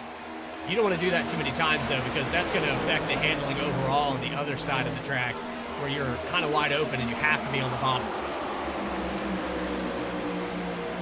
Reedy moves on by to Herb, although it was a fairly close call, and Harlow is starting to keep tabs on the 2-time champ, peaked underneath the SpaceX Chevrolet, who's loose out of 2. Harlow has the run. He goes underneath the lunge into turn 3. The battle for 3rd. So this will again split the Drinking Bros Racing teammates as long as Harlow can keep himself planted there. He does. Peel is wide off the corner. Reedy with a monumental run. It's a 3-way fight for the last spot on the podium. We're sitting here with about 50 to go in this stage, and you're seeing so many different guys saving at different times. It's a little bit, 3 wide here as they go into 3. Harlow has him down to the bottom. Reedy takes advantage, and now the 12 with a crossover. All that work that Stephen Harlow had to put on the 12, Reedy said, okay, I can do it too, and into the wall out of 4. And Peel is starting to bleed off position. He was basically tied off the corner. Underneath, Harlow loses his spot to that 33, and now Justin Erb is there. Justin Winters is in the background, and so is Eddie Smith. He was behind this group the entire time, now with a shot at it, and getting around Lawson Peel. There's Winters underneath the 12. Into turn 3, this was a disastrous half lap. Gonna be full lap here for the Season 5 champion in Lawson Peel. It was not easy at all for him. Stephen Harlow put on the pressure, and Austin Reedy made it 3 wide. And we're approaching that halfway mark in this stage.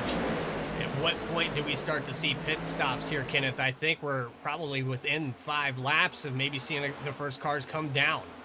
We are. Drivers are breaching 38 laps on their stint, while Peel and Erb continue to go at it. Peel is going to at least get one off, so stops the hemorrhaging through position, and Justin Winters is going to keep an eye on that Home Depot Chevrolet to see if he can pull off any moves as we go to the end. But you're right, this should be the marker where if you want to make it to lap 165, the end of stage 2, you might have to start considering when you come down. I'd imagine 5 to 10 laps. Bradley, if you want to correct me there or maybe confirm or deny, I think that might be the range, 5 to 10, then you start to come in. Yep, I think right there at the 125 mark, if I'm sitting 10th place on back right now, I'm going to short pit these guys, because if you're Garrett Brown, they've ran away. Zach Wilson is, well, Richard Swabley as well. They're solid 3.5 seconds ahead. You got to make that time up somehow. So right on board with Aaron Adcock. He's even in that picture as well. Then I would come down pit road, get 4 fresh ones, top off with that Sunoco fuel. You have to go on the attack here for the end of this stage. Aaron Adcock, who comes off of 2 straight top 10 finishes, one at Las Vegas, where he came home in 9th, and then an 8th place run at Bristol Motor Speedway, driver for Poman Motorsports, that newly developed team for Season 7, alongside Ray Rogers, Chuck Feltz, and the rookie standout, who's second in standings, Eddie Smith, in the 87. A nice run building up for the 17, as he holds on to a spot over his teammate, Chuck Feltz, and Justin Reeves on the outside in that Valvoline Ford Mustang. Good work by these two here at Texas Motor Speedway. And I also want to point out, as we move forward through this run, you'd imagine that there's a little less stress for these guys in this race.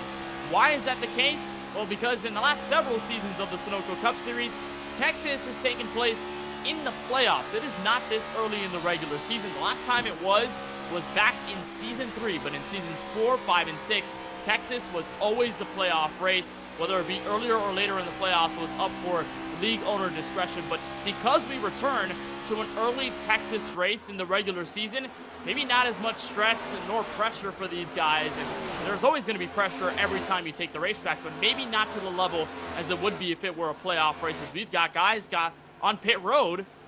There's a 71 and the 6th car. Yeah, Dustin Reeves, the 71 and Curtis Kelly. These guys coming down pit road now. Looks like another car gonna, there it is, Garrett Brown. That's exactly what I thought he should do here. That's the situation you want to be in. I think he just made the wisest decision here to get into the top 10. Yeah, good news there for Brown. He'll get the fresh set of Goodyear Eagles, and should he cycle in the right way, could gain some spots off of this cycle. Joe Sanchez is in as well. So is Justin Winters in the 22. So make that 2 cars from that lead pack of about 7 to 8 cars that make this call to come in. Miranda should be next up, along with Reedy, who slots into 2nd, Harlow in 3rd, Peel in 4th, and Eddie Smith moving up to the top 5. Sanchez is in and out. Austin Reedy, Mario Miranda are not coming in, but into pit lane is the rookie Stephen Harlow, bringing in Eddie Smith and Justin Erb. Now we're seeing him up in the top 5, and maybe this doesn't help as much for Brown, but I think even then, now he's in the clean air. Maybe he cycles through naturally. One of these guys could make a mistake here on pit road, and he could find his way into the top 10. I think Zach Wilson, maybe Swabley. I think these guys were close enough to the 16 that he can find his way up there. There's Smith coming out of pit lane. Leader Miranda is in, giving it away for Austin Reedy, Lawson Peel, Richard Swabley there to stay out. Zach Wilson joins Miranda on the line to pit road. And there's the Oklahoma driver stopping in his pit stall, looking for the 4 fresh Goodyear Eagles. And this should get these drivers to the end of stage 2, lap 165. So once more, Bradley, it's going to be call on tires, but I do like Garrett Brown's call. You're moving up through the mid-pack. You make this pretty early call, and not only can it gain you track position, even if it's momentarily on these main guys up front, it can also put you in a place to where you could be the lucky dog car as long as you get around them. And if we get a yellow flag, it could help the 16, although he does have some traffic to move through it. The entirety of the timing and scoring sheet is starting to swivel around as Casey Knighting comes in from third. Richard Swavely, Lawson Peel, they are also in from the top 5, leaving Brad Fulham and Austin Reedy to come in. Look at Reedy fishtailing his Toyota Camry to the entrance of pit road, and I don't know how Bradley Cooper, this driver, didn't get a penalty there. He just missed his box there right before we hit the replay, but let's take a look at it from the blimp camera as he comes in. I think this one's going to be really close if he didn't get a penalty. This thing was sideways. Watch this. That is about Bradley facing the inside wall.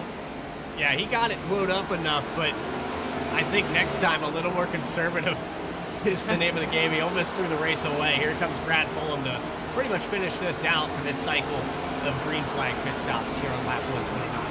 Hey, you know what, though? No black flag, so nobody got assessed a pit road speeding penalty or unsafe entry / exit. So that's good news for everyone, keeping it clean. And even though Austin Reedy was sideways in every which way going in, he does make pit road speed limit, and he does keep the car straight. I don't know how he saved that thing, Brad. That was crazy.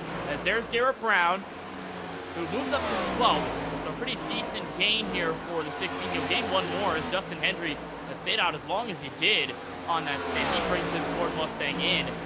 And as we cycle through, leader is Miranda by half a second over Joe Sanchez. Here, Brown able to beat Richard Swavely on pit road. That was why I was checking in there for just a second. I was interested to see if he was able to do it, and he executed it perfectly. So into that stage, for stage number 2, he's got the points now. If he can hold on to that 10th spot, I'm sure he wants to go get another one, though. He has Eddie Smith 3.5 ahead. Sanchez, back on the gain here. I don't know if he has the same approach that he did last time, where he's going to go right on by Miranda, because that was kind of a David Blaine thing. Did that really happen? No. I saved my tires, and I'm back to the point here when it matters most. Miranda's just mastered that, and we saw it countless times last season. Here he is at Texas doing it again. And it helps too, Bradley, because we've also got more distance now that we have a first real green flag pit stop cycle through. Other than Joe Sanchez, who's here, right behind him and filling up the rearview mirror. Stephen Harlow is about 3.3 seconds back. Justin Winters is right behind him, but these distances are growing as these guys cycle through, because we've got different laps where drivers are coming in, and it's building up clusters of drivers like we see here behind Zach Wilson in 6th, but for the lead and through the top 5, it's starting to sort of simmer out a little bit as Reedy got a piece of the apron there. Erb gets a piece of the wall, and now Smith looks underneath.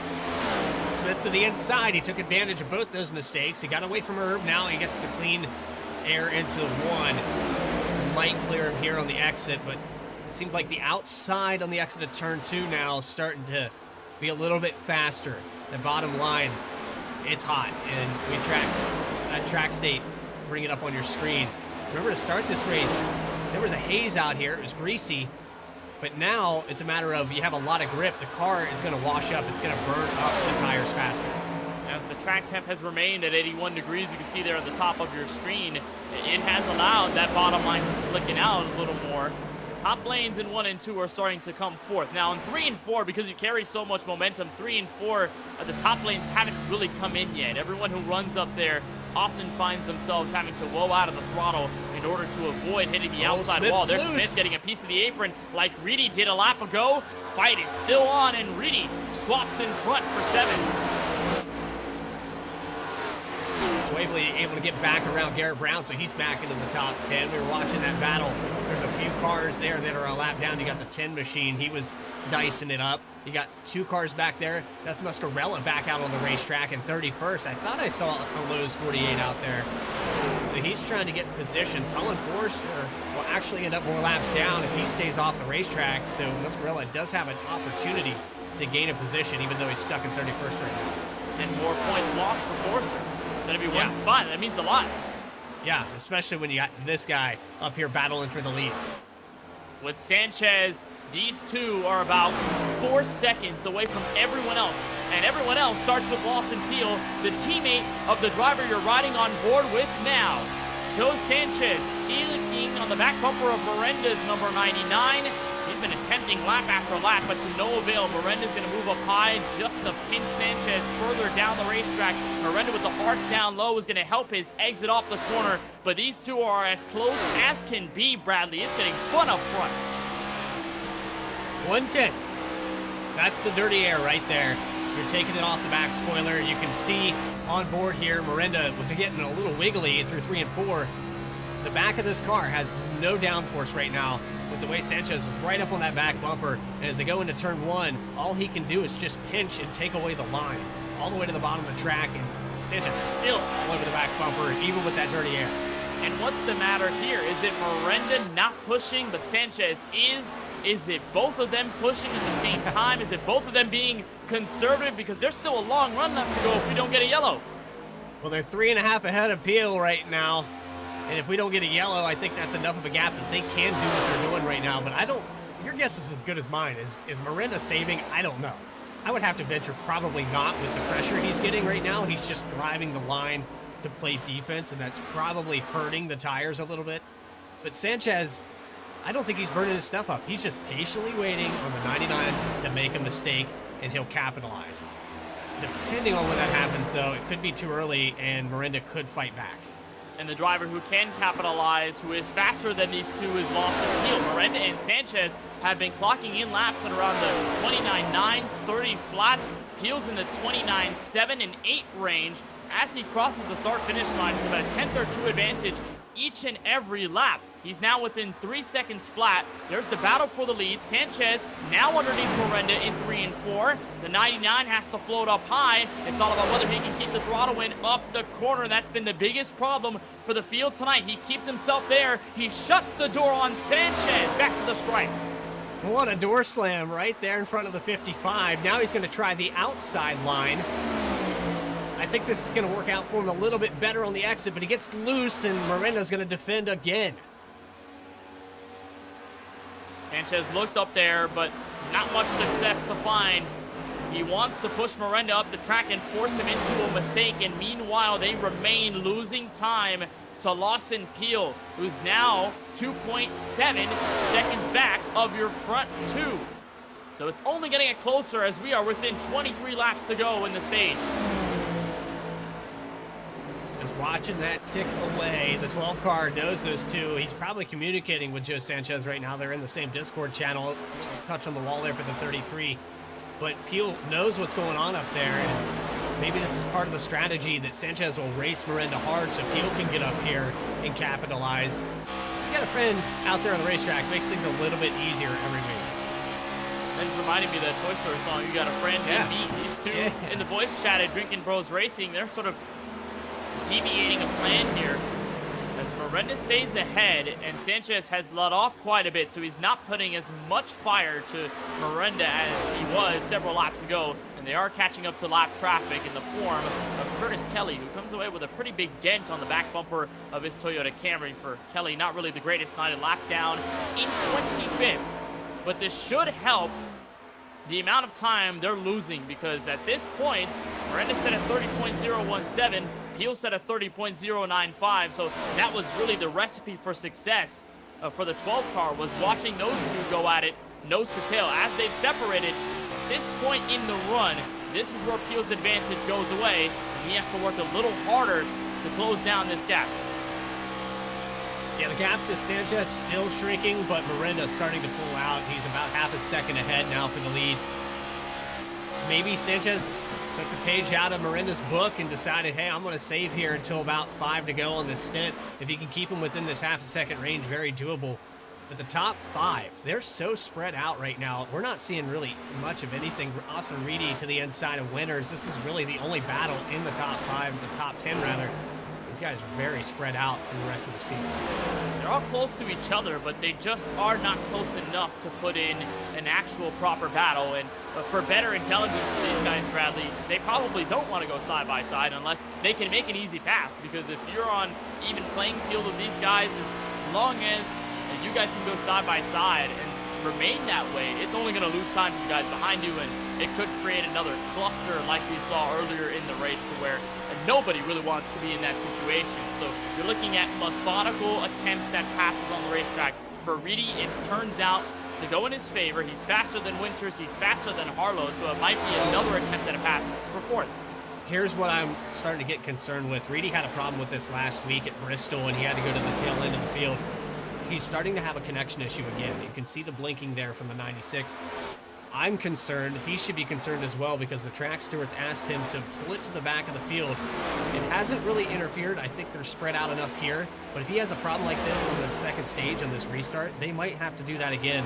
Hopefully it clears up here because Reedy at Bristol had a lot more work to do because of that connection. It cleared up and he was able to race back to the front. However, you don't want that. That's something that's beyond your control. And we saw the weather that happened during the last weekend there, flooding and windstorms, tornadoes all over the South, the Midwest, and the New England states. There was a big winter storm up north as well. I hope that everybody was able to survive that and get through with their electricity and their utilities, because what a power storm we had. Yeah, there was a lot of drivers in the general chat throughout the week talking about electrical outages and sort of concerns about whether they could even make this Texas race. And I think there were still concerns in the lead up to the green flag about whether this race was even going to happen, just because of the drivers that were all affected in all of the states that they live in with all of those storms happening across the country. But thankfully we're able to put on a race tonight. We have most of the field, and a lot of the guys who had those concerns are able to be in their sim rigs without a problem with the weather, all good, and they're able to log some laps here at Texas. And I want to dive into the reason why Austin Reedy has connectivity issues race in and race out. He just moved into fourth, got by Stephen Harlow, and Bradley, you did mention the blinking. He happens to find this situation in every single race he's in. The reason why is because his job doesn't allow him to be home as much as a lot of other drivers who are able to go back home and have their sim rigs where they have a stable internet connection.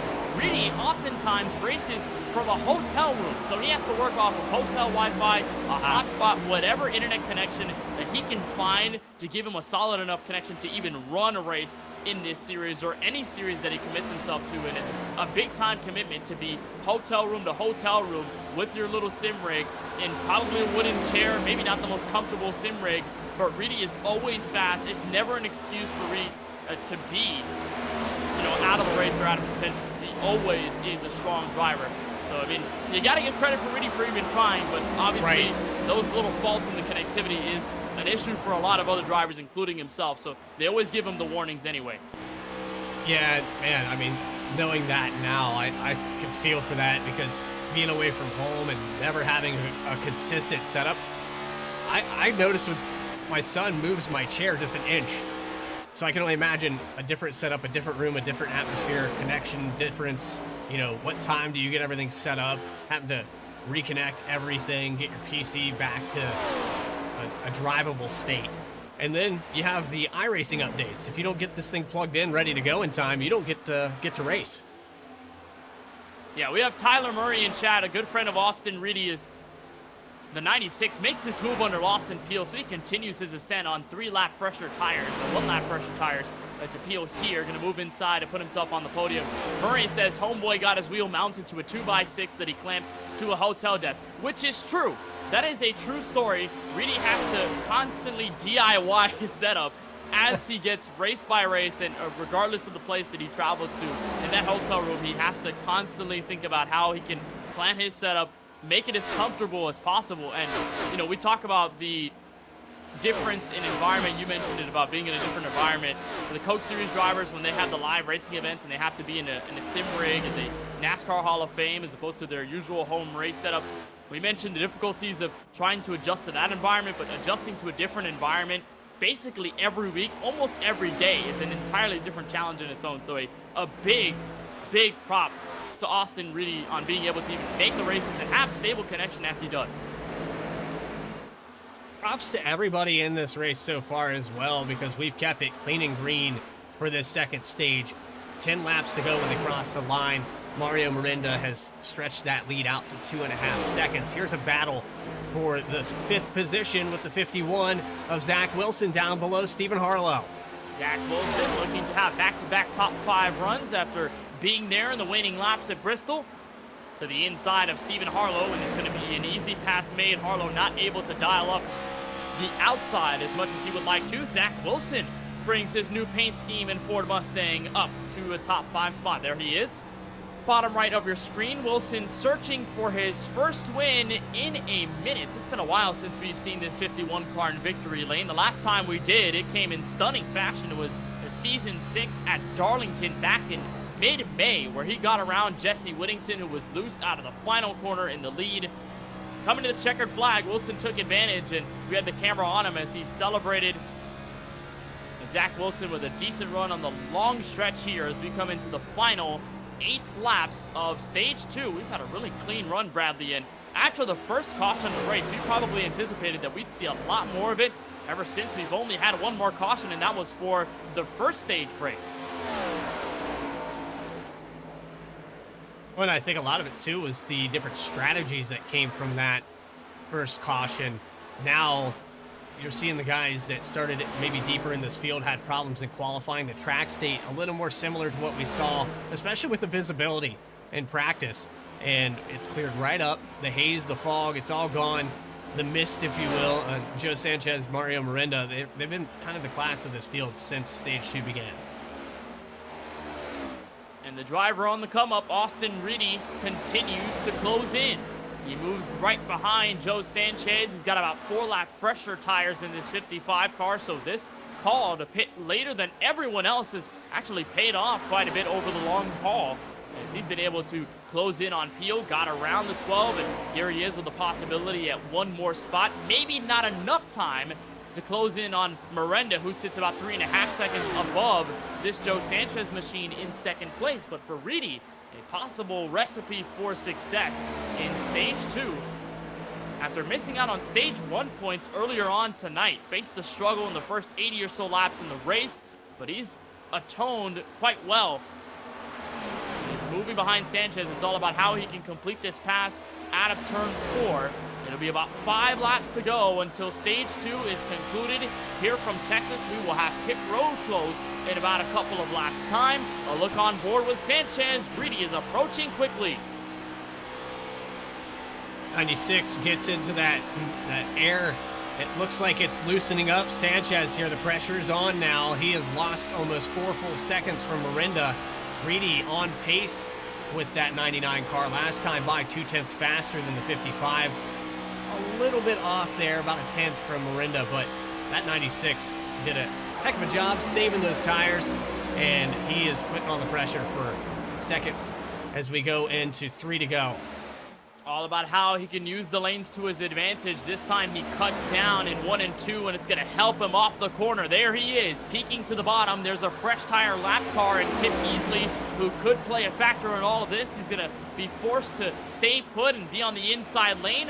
Austin Reedy winning the fight up until turn 4. He's going to clear Joe Sanchez. Austin Reedy to second place.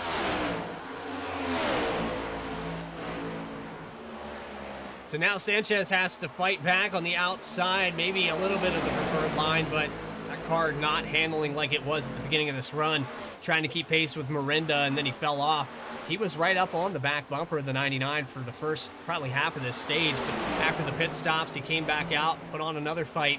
Just not enough there for Sanchez, and now he's finding himself falling. Does Lawson Peel have enough time? I don't think so.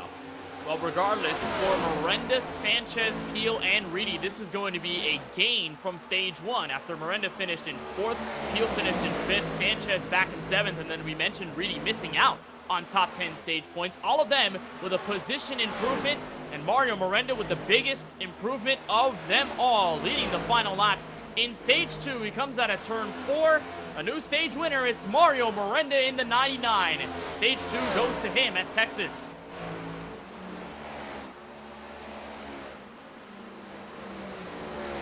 We're talking about over 4 seconds here for the 99 car. That is quite the gap. If you're outside this top 10 right now, you're praying that this run doesn't continue, because this top 10 has been much, much faster than Garrett Brown. He struggled. He tried to get back in the top 10. He's just outside of it here to finish it. What a strong stage 2 for Mario Miranda. This is the strongest we have seen him all season long. And as a lap 166 caution is out, they were waiting for Brandon Banks, who is in 10th place to cross the start-finish line. And while Banks crossed the line, Miranda was already midway through the back straightaway. That shows you the distance between first all the way back through 10th. They're all going to close in now as the yellow comes out. But you're right, Bradley. Miranda with a huge run in stage 2 and one of the most impressive drives we've seen out of the Oklahoma native all season long, to which I think the good luck is starting to hit him quite a bit. Him, Austin Reedy, Sanchez to round out your top 3. Peel and Zach Wilson, the rest of your top 5, with Stephen Harlow, Eddie Smith, Justin Winters, Richard Swavely, and then Brandon Banks. Your top 10, really good group of guys, Bradley. And remember, a lot of these guys started pretty deep in this field, so to see the way they were able to rebound and get through the traffic and then use the strategy to their advantage was a lot of fun to watch. And now the other advantage, that little gap there you saw the 96 had in front of him to the 99. This is going to be perfect for Miranda, as he'll probably end up winning this battle off of pit road, barring that he doesn't have a penalty or anything. He should be the leader and resume it. Everyone else down into their pit stalls, hopefully no mistakes, because this is the one that counts the most. For all the track position in the final stage of the race, Miranda is out first. He's going to beat Austin Reedy and Joe Sanchez. Miranda going to win the race out of pit road. Lawson Peel, look at all the time he has scrubbed off. He has barely come out of his lane. Now he's out with Chuck Feltz. A disastrously long pit stop. Let's take a look back and find out what happened to Peel here. I mean, it didn't look like he made any mistakes in the box here. Well, it was 26 seconds, so we'll back this up a little bit more. Onto the blimp camera, maybe a mistake here entering. Yeah, he was too far forward, I think. No, he was good. He was good. I wonder what the issue is here. Maybe some spent damage repaired? 26 seconds on pit road. So yeah, I'd imagine damage repair is the only cause, because I mean, fuel, you would get a full tank of fuel in about 15 seconds like everyone else would. You already strapped on the Force Goodyear Eagles, so I don't know what this is all about. It's an oddly long pit stop for Peel, and it's going to drop him heavily through the field. He's going to be outside the top 10. 15th he's going to stand. Yeah, trying to unpack that. It had to be damage there for the 12 car, and maybe that he felt that was why he wasn't able to chase down the 96 and the 99 there and get back to Joe Sanchez, his teammate. Those guys were pretty similar on speed in the first part of that second stage, and then after pit stops, maybe he made a mistake, got into the outside wall. In 26 seconds, that's when we only tack it on, what, 12 seconds overall? But that's still an optional repair. It could, overall, in the long run, be a couple positions lost. Might have just been all those taps to the outside wall, probably out of 4. That's hit a lot of drivers tonight, and it probably did for Peel over the long run as his tires fell through. Mario Miranda is the winner of stage 2. Will be the leader when we go back to green for the final stage here from Texas Motor Speedway. We'll take a short break, but we'll be back with more coverage of race number 4 in season 7 of the 2024 season, live on VSPEED.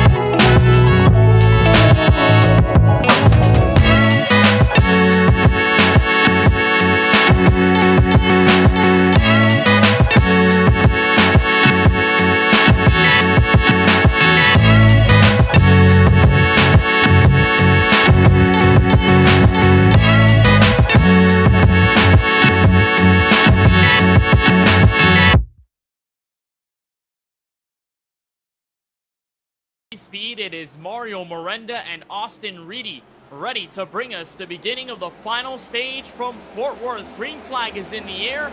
Miranda with a jump out early to turn one. Reedy to second, fight for third between Sanchez and Wilson. Already getting spicy here on this last stage of the race. Onto the outside is Reedy, trying to hold on to that second position.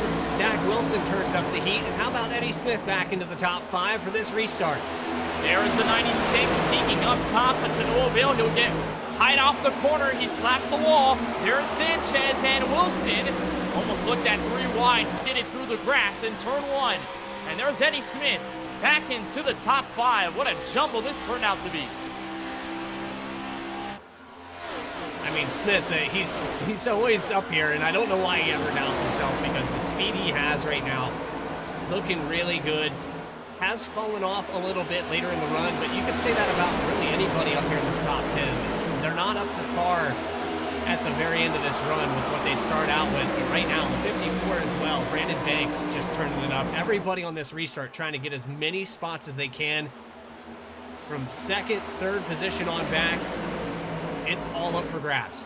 And look who's here in the mix, Brandon Banks, who started tonight in 7th, and this is the highest he's been since the drop of the green flag. He moved up to 6th for a moment in this fight with Justin Erb, who remains tight on the outside. On the final corner, Banks is going to have Erb beat, and he's going to be in 6th, so the highest that we've seen this 54 car run all night long. And a product of this was seeing Lawson Peel have a crazy long pit stop that puts him right there in 10th, still gaining position, but having to work through the sea of race cars in front, trying to look on the inside of Swavely, wants to move up high instead, but he has to tiptoe carefully throughout this pack because one mistake could send his 12 car right to the DNF list, and it's going to get really sketchy for Peel. He might lose time to the rest of the field up front as Miranda and Sanchez have pulled away, a tandem getting away from everyone else, and there's Sanchez up high for the lead. 55 goes back on the offense. He was in the defense mode there during that first stage, but now Miranda gets back behind him. Do we see him save tires again? The 99 just been really smart with how he plans and how he adapts to what Sanchez is doing. And now the 55 pulls out 2/10. I think we're going to see more of the same. Miranda's just going to back it up here. We've got very different stories on display through the top 10. You have Sanchez, who's been arguably the most consistent driver of the season, if you're not counting Colin Forrester and Jesse Whittington, remaining on a top 10 streak that started at Daytona to kick off the year. Miranda, who had a horrid start to the 2024 season through bad luck, but has been able to rebound and is displaying his strongest level of confidence. Austin Reedy, who's been up there throughout the entirety of the season. Eddie Smith, who's been the best rookie driver of the year. And you go all the way back to Lawson Peel, who started the year the same way that Miranda did, with 2 poor finishes. Then in Bristol, rebounded for a top 5 and is looking to continue that momentum up. Reedy leads a long line of race cars from Eddie Smith, Banks, Wilson, Brown, and others. A large group of company and an ensemble out of turn 4. Watching Smith there, he's racing to the inside of Reedy there briefly, but now it's starting to settle out behind the 96. Dives it back down into the entrance of 1. A little bit quicker on the entry of the corner, but not as fast on the exit. Reedy, oh man, we got 4 wide back here. We are 3 now, 4 for a moment. They're going to be 4 again, entering 3 and 4. That's Justin Winters on the inside of Richard Swavely. There was a car up top, but they lagged out. We might be 3 wide up the road again. Stephen Harlow on the bottom side of Logan Sturgeon, and Zach Wilson into turn 1. Preferred line there for the 33 car. He gets by a 2 for 1 coming out of the corner. Stephen Harlow, I mean, he's kind of slept on these tires as well early into the run. Now as we settle out, he's starting to rebound. Do we see your pole sitter get back up to the front? Still down 7. He's got a lot of work to do. He's a solid 2.5 back. Also the stage 1 winner here at Texas. You can't count out how fast Stephen Harlow is. There he is in his silver bullet going into 1 and 2. He's got about 0.6 of a second to make up before he can catch up to Lawson Peel. But the good news for Harlow is that everybody from 7th on forward, they're right around each other. So they are, in fact, losing time in dirty air while Harlow can enjoy the bit of clean air before he catches back up to Peel. We'll keep an eye on Harlow's progression throughout the race, but Sanchez has taken full control of the race lead as of the line, lap 180 of 267, and this is going to be the most crucial run of the race, like we say every single week, because tire saving is going to be at an utmost importance. If we go green from here to lap 267, it's over 100 laps that you're running green flag style. You're not going to slow down under yellow, so you really have to play your cards correctly and prioritize the long run speed. We've seen a couple of guys master that over the first two stages, but if you haven't yet, you got to do it now. Some of the guys that have adapted to this, there's Garrett Brown now in the 7th position. Lawson Peel, who had that long pit stop, got that damage repaired, now working on the back of the 96. The changeover here from the early run to the late run, I think you're going to see a lot of these guys up here in the top 5, like Brandon Banks, Eddie Smith. They might start to fall back later on. I don't know if they're overdriving their stuff or not. Thankfully, though, this stage a little bit longer, so they can afford to be a little more conservative this time if they need to be.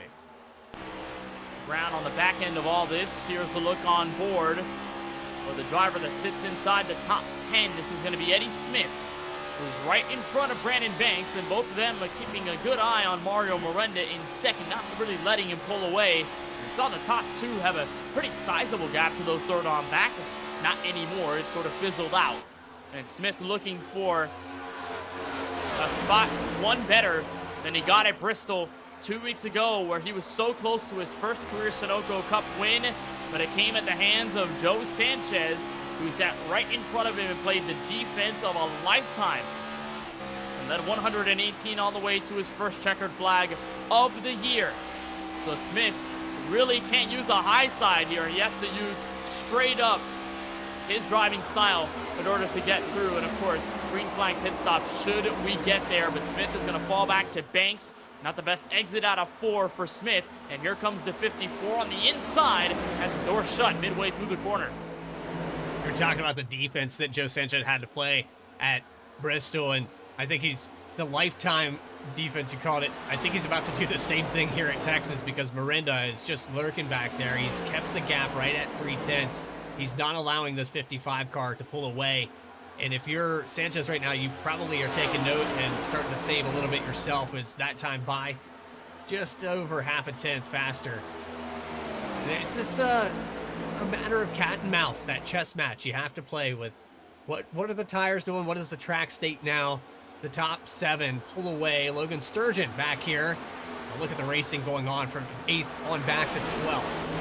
What a run for Sturgeon, who started this race inside the top 10 and is back in that territory up to 8th. But much like Chris Progar had earlier in the race, he's got a sea of race cars behind him that does include Chris Progar in the 7. Meanwhile, Zach Wilson has gone for a bit of a fall off. So has Stephen Harlow.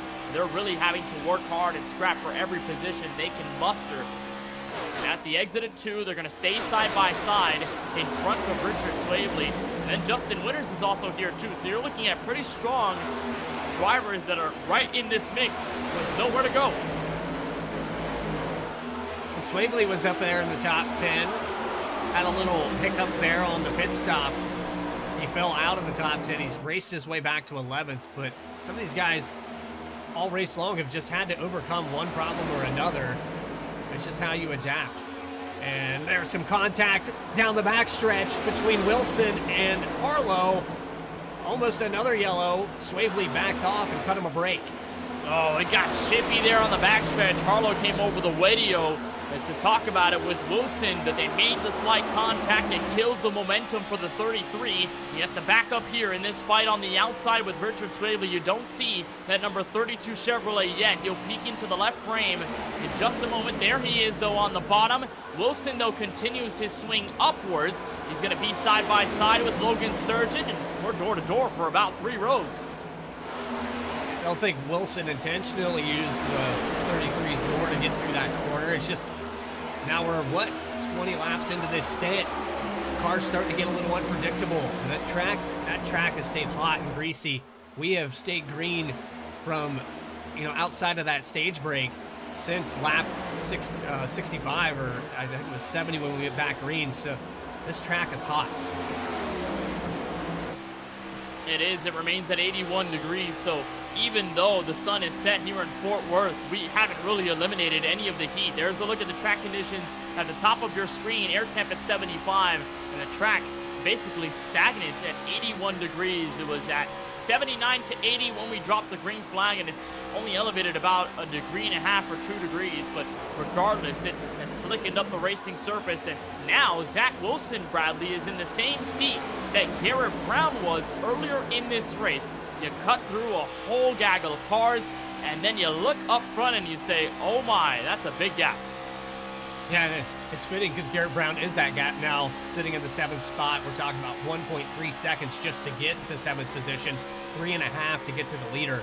And based off these times right now, he's pretty much identical with the top 2 drivers on speed. There's a couple there. Third, Eddie Smith, he's about 0.2 slower. I think you're starting to see the other half of this run now as we approach the green flag pit stops in about 20 laps. And you're right, this is where the fall off starts to kick in. Otherwise, a lot of drivers call it the cliff, or you either stay put or you fall off completely.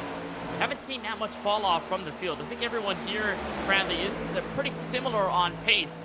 Other than Austin Reedy, who seems to be the best when it comes to saving on the long run. He's going to attack on Brandon Banks, who has a teammate behind him in Lawson Peel, still cutting his way through the top 10. Reedy's going to make this position happen. It's going to be up to 4th. Peel's going to slide underneath and possibly take the spot as well out of 4, but it's going to back out by the time we get back to the center stripe. And Austin Reedy might just be building up another long green flag charge through the top 3.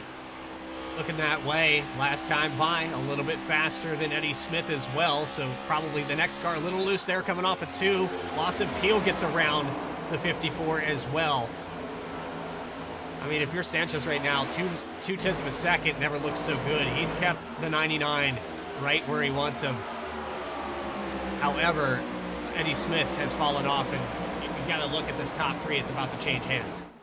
Yeah, Eddie Smith might have to start looking more and more in that rear view mirror, because not only is Reedy there, but Peel and Banks are also possibly there for the attack. And Smith, who used up his tires early, falling out from the top 2. And there's Reedy, who could take that position away and start to further that charge on Miranda and Sanchez. But do we see, Bradley, this race for the lead play out the same way that it did earlier? Because remember that Peel was back in 3rd. Sanchez and Miranda were going nose to tail and pressuring each other for the spot.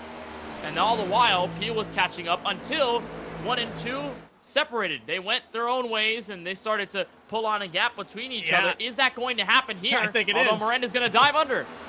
Yeah, Sanchez just had a moment coming out of turn 2, got a little loose, and you asked the question, well, here's the answer. Yeah, we're going to see it again. Sanchez is going to lose the spot. Does he fight back?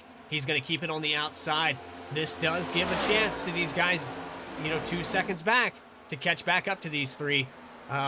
Eddie Smith probably under fire from Reedy here in the next lap, but these 2 get to racing. I think Reedy could be challenging for the lead in the next 5 laps. Well, Smith and Reedy are going to be licking their chops, seeing these guys go side by side. The more they do this, they're going to be scrubbing off more time to everyone 3rd on back. Miranda cannot escape Sanchez and vice versa. Out of 4, Sanchez is going to hold his ground and does not wash up like we've seen a lot of guys do tonight. We remain door to door for the top spot, entering 1 and 2 on lap 197. This is crossing the cliff point and the start, to where drivers start to really ponder about when they're coming down pit road, and they're fighting like it's the last lap of the race. Smith has caught up considerably. He's evened out with 1 and 2. Miranda noses ahead. Sanchez wiggles in the middle of the corner. Miranda has the lead, but not by much.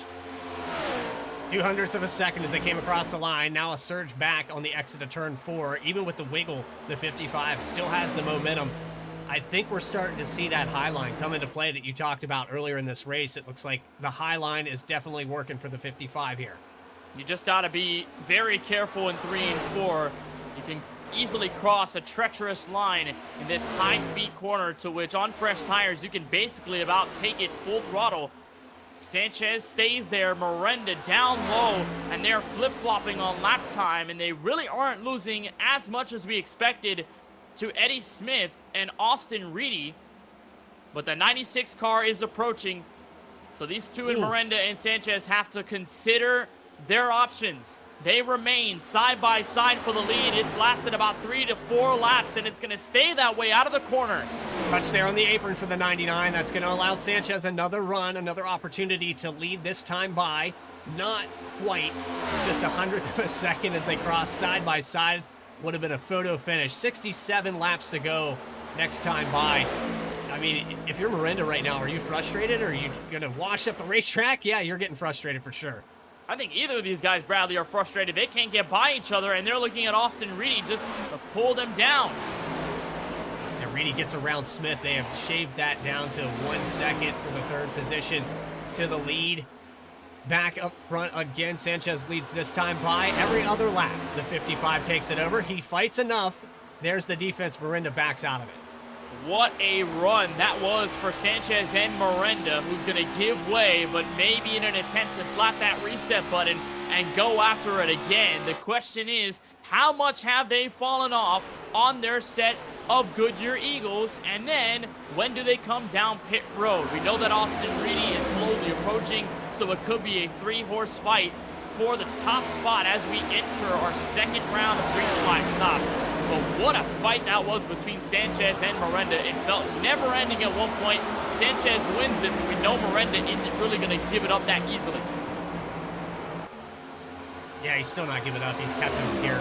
He's starting to dial it back in, starting to run his line down to 1/10 as they enter 3 and 4. You know, the give and take. As a driver, you have to have that ability to just say, okay, let's assess this situation. Am I using my stuff up? Is it beneficial for me right now to race this guy? You saw Reedy starting to catch up to him, and now that gap goes back to 1.3. I think it was wise for Miranda to just say, okay, let's get back to single file, get this gap back up just before green flag pit stops. I'll make the pass on pit road. Well, Miranda hasn't let off the gas pedal quite yet. That last trip around Texas, he was the fastest car in the top 5, set a 30.5. Everyone else setting 30.6s and 7s. Cross of the stripe this time by Sanchez, a 30.65. Miranda at a mirror image 6.5 lap. And he almost sends him up the corner in 1 and 2. He wants to arc down off the second corner to the back straightaway. Sanchez is loose. Miranda taps him and he's into the wall. That's crazy. Right there, that checkup sent Miranda. He had nowhere to go. And how about that? 55 is able to maintain the lead. Now they're really back to square one. Oh, man, frustration has to be maximized here for both these guys. If you're Sanchez, you know that Miranda's a little bit quicker than you, but you're able to play defense. However, that exit on turn 2, I wouldn't do that too many more times. Miranda's not going to cut you a break. And for Miranda on the other side of the conversation, you go into that mindset of where are my lessons that I've learned throughout the first several races of the season. A lot of times, Miranda has been put in situations where he's either carving through traffic or fighting for the lead, and he ends up taking himself out of contention just by little mistakes, by aggressive racing. So he has to really consider his options here. He's going to hold back on unveiling a shot at Sanchez while they remain ahead of Austin Reedy, who has actually bled a bit of time to your top 2, so he really hasn't caught up in the way that we anticipated he would. But these drivers are going to cross lap 40 on the stint, Bradley. It's now about when you come in, and when is it?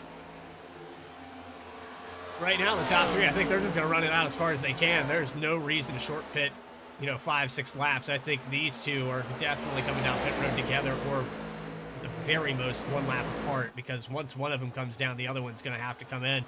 Otherwise, you're going to look at best lap time over a second fall off already. I think that the top 2 with the clean air, they've been the most beneficial here as far as saving tires, but staying out, Reedy could come down, force their hand as well.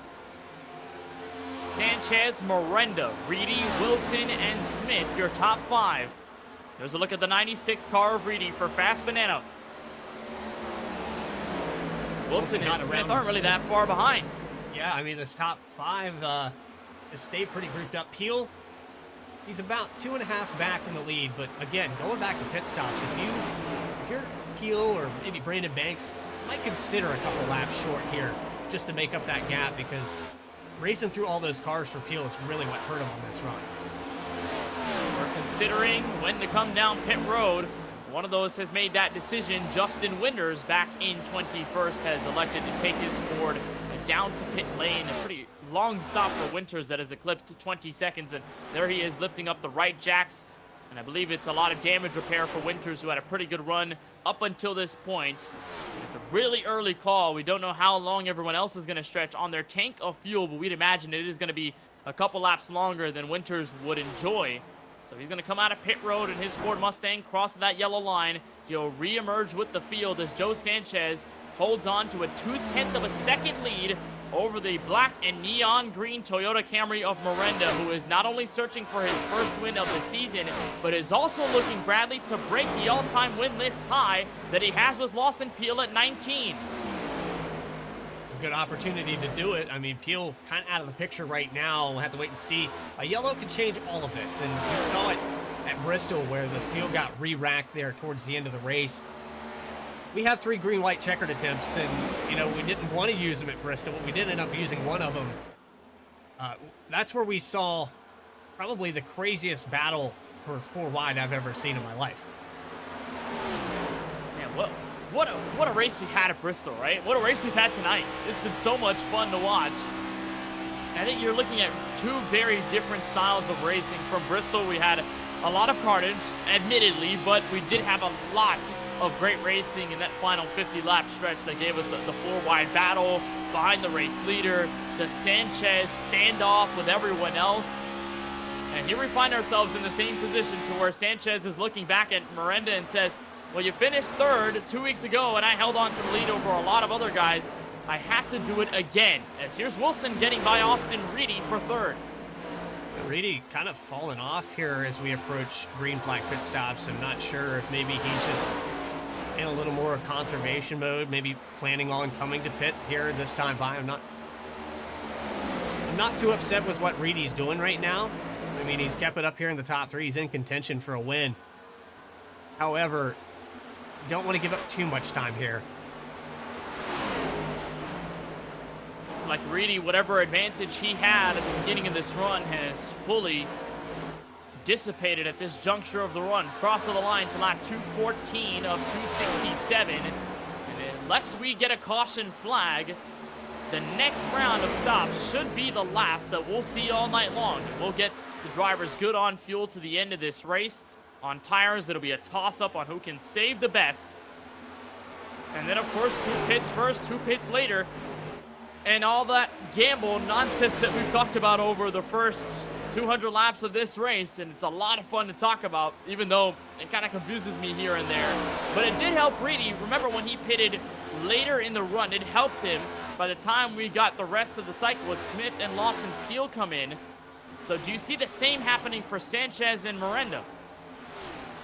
Yeah, I think that these guys were close enough. This is probably going to force hands here on what your strategy was. You're probably going to have to reprogram, punch in some new numbers, as they say, and see the outcome. Anybody in this top 10 starts to hit pit road, now you're planning your approach. For Peel and Smith, pretty regulatory stops for them. They may be side by side once they come out of pit road into turn 1. Smith is going to win that fight. Peel will be right there with them, so I guess they're just going to be in synchronization as they merge to the back straightaway and blend with the rest of the field. So eyes are on your top 10. Question is, when are they coming in for Zach Wilson? The answer is now. He goes for a blick slide. He's going to make pit road speed limit. He might lose some time. Stephen Harlow, though, going to be right behind him. Yeah, that was another moment. We saw that earlier. I believe it was at the 16. Maybe Reedy came down sideways as well. Just treacherous pit road. This car's kind of like skateboard on the apron when you hit that transition, and your commitment to pit road pretty much starts on the entry of turn 4.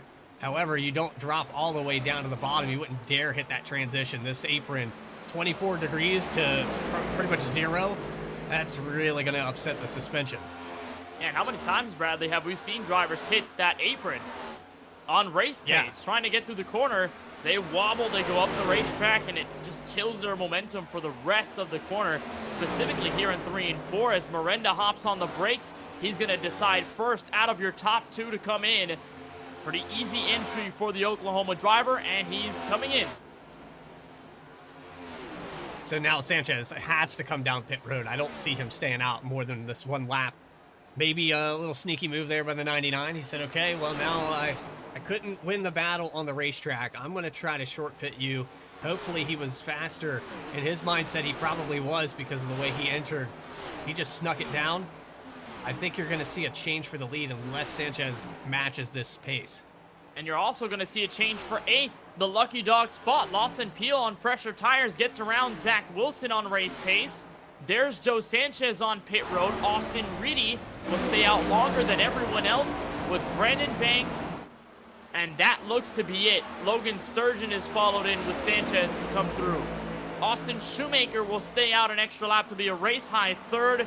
There he is in the 14 car, getting passed by Stephen Harlow. He's going to give it all that he's got. Reedy's going to come out of 4 to get an extra lap led. Banks will also stay out, so it's going to get a little confusing here. We've got some guys staying out just for the sake of track position. And there's that 96 car in a 1 and 2. And I think Reedy's hurting himself now. I think for every lap this goes by, he was in within a couple seconds of the leaders, but now, you know, Sanchez, Peel, Wilson, all these drivers are going to be on the flip side and a good 1.5 seconds faster than the 96. So that gap's growing even more. Yeah, he'll have a little bit fresher tires than the rest of this field. But if a caution comes out, this strategy is really going to hurt. And the longer that Reedy stays out, it gives the ample opportunity for Peel to unlap himself on track before this 96 car comes in, which means we might have Lawson Peel stealing away the net race lead. Should it go to plan for him, he knows that his teammate Brandon Banks is up the road in 2nd place on the lead lap. There he is, right in front of Bill Schoonover, and he's going to let the 9 car through. So it's going to eliminate the chance for Brandon Banks to come in this time by. Reedy is going to stay out on track, and Peel will unlap himself from 2nd. This is going to get really close, and it might give the 12 car the upper hand at the end of this one. Yeah, after this cycle, 96 car, he is a solid 2.5 seconds slower. Last time by for Lawson Peel at 29.7. He had a 31.1 for Reedy. That's a lot of time. It is, and again, as Reedy stays out, then you really start to kill that advantage you have by overstretching your run on the tank. We know that in the first 2 stages, it worked out for Reedy. He was able to utilize the overstretch strategy to get away from everyone else and have fresher tires, but really it's going to be, when is it too much? What is the cost of staying out this long? And the cost might be this. Lawson Peel unlapping himself on the racetrack. Reedy's going to stay out another time, and there's Peel with a big run. Reedy wanted to shut the door. Peel forces him up the track into turn 1. Peel said, no, I'm going by. I'm unlapping myself now. Reedy just, freight trained now with 6 cars to the inside. He has to bring it down pit road this time around. And look at all the other cars that are unlapping themselves. Wilson, Miranda, Smith, and Sanchez. The mountain only grows larger for Reedy, who gets a huge bobble out of 4. And here comes Wyatt Bill Schoonover. This 96 car is staying out, but for what worth? Yeah, at this point, the guy that just unlapped himself is the next position behind you, and that advantage, maybe Reedy's praying that a yellow would come out. That's what he was trying to do. That's the only strategy I can come up with at this point because Reedy has lost so much time. He probably has dubbed himself out of the top 10 with this run. Well, he's calling for pit road now, so he says enough is enough. He hops on the brakes in a cleaner entry into pit road than the last time where he went for a huge slide. Reedy finally concedes to pit road, and while the battle for the net race lead goes on, Reedy is going to have to sit and watch as to where he reemerges onto the field. Miranda is going to be inside of Peel. This is for net P1 into 3 and 4. They're going to come out of turn 4 and probably merge here with Peel. They're going to come off just shy of the line there where he took over the lead, and now 3 wide. He buries him deep into 1. They're beating and banging for the top spot. They remain to touch. There's Sanchez on the top in 1 and 2. He'll give the push to his teammate in Lawson Peel, who will pull out ahead in 3 and 4, but Miranda's gonna stay there, and that might be good for Reedy if he can carve through the rest of the traffic. Reedy is blended in from 14th. So you got two teammates fighting on the outside of you right now. If you're the 99 car, the aggression that you had just a moment ago from Peel, you're going to keep that in the back of your mind, and I think he's about to get maybe more of the same from the 55. We've seen these guys duking it out. How about this? The top 5 all groups back up for the end stage of this race. We are reigniting the fight for the lead between Sanchez and Miranda. We can count on our fingers and maybe use a couple more hands to figure out how many times we have seen these two 1-2 on the racetrack going at it for position. And this could be it to the final 37 laps of the race. A look on board with Miranda as he stays put ahead of Sanchez, who got around his teammate Lawson Peel, not going to use the two-time champ for assistance on track. Sanchez with a big run out of 4. Will try to use it into 1. Hops on the brakes and will elect to do it another time. Might cut down into 2 right behind Miranda, but they use the same line, and the 99 puts Sanchez in dirty air. Here comes Sanchez. There's a block down the backstretch. I thought the 55 had enough of a run coming out too, and apparently Miranda felt the same because he put him all the way down to the second lane before the lift on the throttle. The 55 going back to the drawing board. How is he going to get around the 99 car? He's been doing it countless times here today, but this position is more like we saw at the end of the first stage where the 55 just couldn't maintain it. And the last time we saw these two drivers go toe-to-toe, neither of them can gain a proper advantage on either line. They just kept side-drafting each other, and they remained side-by-side for give or take 5 laps. Does it happen again? And if so, does Sanchez think to himself, maybe I shouldn't pull out a move this early because it will lose us a lot of time? Yeah, time is precious now. You can't afford to lose any ground. You've got a guy back there that's lurking outside the top 10. If this top 10 starts to race each other too early, Austin Reedy could find his way back up here. Another block all the way to the bottom of the racetrack. They go into turn 3. Miranda's not giving this one up, and he's going to be aggressive until the very end.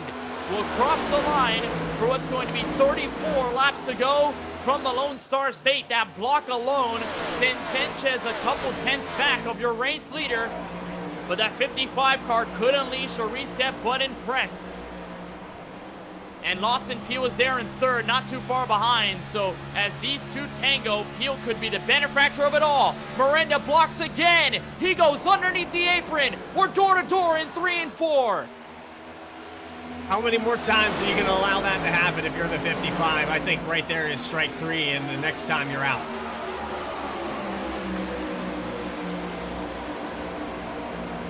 Does it happen again? Sanchez goes underneath in 1 and 2. They don't want to cut that low. Sanchez is going to wash up right behind Miranda. They're going to wiggle off the corner. They are giving it all that they've got. Miranda, another block. Sanchez swivels up high. They touch in a 3. That was a bump. He's letting them know, okay, I've had enough of it. If you do this again, I'm going to turn you. And I don't blame Sanchez one bit. He's been a lot faster on the exit of 2. The patience is worn thin. You've got 30 laps to go, roughly. This is the time that you have to get around Miranda, and the defense that he's playing right now is dangerous. Sanchez is reaching his race car driver limit of how many hits he can take before he sends Miranda further up the racetrack, and they start to roughen each other up more through the end of this race. But you still understand that there's a long green flag run to play out. Sanchez is going to give a bit of space to Miranda, who stays up front for the lead. But now you have to really think about, is this aggression really worth it right now? Because Peel, Wilson, Eddie Smith, all these guys in the top 5 are just saving their stuff, running their own race. And while these two act like it's the last lap, everybody else says it's a marathon, not a sprint, and they're catching up. Yeah, you're going to see probably 5th on up back into this hunt for the lead. And, I mean, if they block anymore, it's probably going to cause an accident. That's what I'm most worried about, is that Miranda and Sanchez take themselves out of contention, and they're not even in the picture for the final lap of this race. I think that are starting to settle out a little bit here, but here's another big run off of 2. Sanchez isn't done yet. Sanchez is not going to employ a move. He's not close enough. They're going to stay nose to tail in 3 and 4. The onboard look from Sanchez. And there is a lap car behind them approaching on fresh tires. It's the 71 of Curtis Kelly for Fast Banana Racing. So might split up these two like it did earlier in the race where there was a lap car in the mix and these guys really had to just be smart, get around the lap car or let the lap car by without a problem. There's Curtis Kelly off the second corner, catching up. So in about a lap and a half, we should see Kelly catch up to these two and make a difference. As Lawson Peel, Zach Wilson, and Eddie Smith foul out the top 5, Wilson might be on trajectory for passing Peel for 3rd place. But if they decide to work together, it could be a nightmare for Sanchez and Miranda up front. So how many runs here has the 55 put on? I think he's kind of backed it up a little bit. He's not pushing the issue, but this time by, right up on the back bumper going into 3. There's got to be a different location that the 55 can try and move. It hasn't worked coming out of 2. We've seen it time and time again. The 71's going to maybe create that situation. Maybe he can use Curtis Kelly as a pick here to maybe move Miranda out of his line. Here it is. Oh, Kelly sent it in the corner. Miranda's going to lose a lot of time. There's Sanchez. He gives him the bump. Bumper. Miranda sideways, There up it into is. Sanchez, and into the wall. Caution flag is out. They careen down the racing surface, and to the lead is Zach Wilson. Miranda is livid.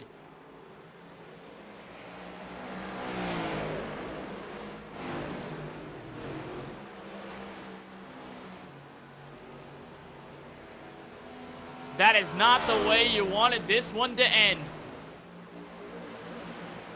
We saw it coming, though. I mean, how many times have we considered that that was going to happen?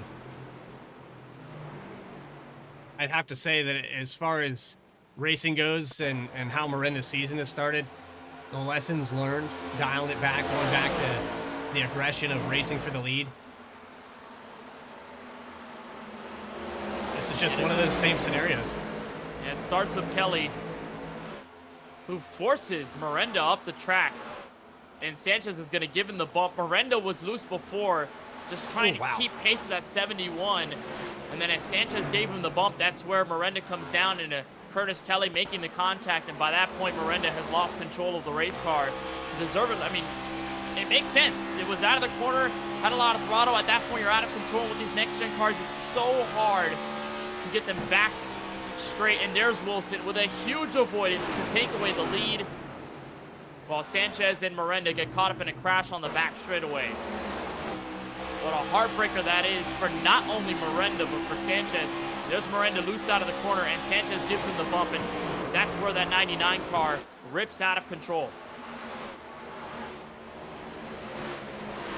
Just enough to bring out a yellow here on lap 240, and even more contact. Miranda not happy at all, and Sanchez probably not happy with Miranda on all the blocks that we had down the backstretch. These guys, the patience ran out. That's all it is. Well, regardless, Miranda is going to go in for 14.5 seconds. He is not going to diagnose the damage on the right front. He's still in this thing, so it may not be over. But again, it's really not the way you want to end that battle with them making contact that way, with the lap car of Curtis Kelly playing a role in all of that. It was just a tough situation for all three of them. For Sanchez, he decides to spend the time on pit road. He's back in 21st and still in his pit stall. Lawson Peel has rejoined from 15th after a 26.5 second pit stop, which leaves Zach Wilson and Eddie Smith in 2nd and 3rd out of all of this. Wow. Fireworks, huh?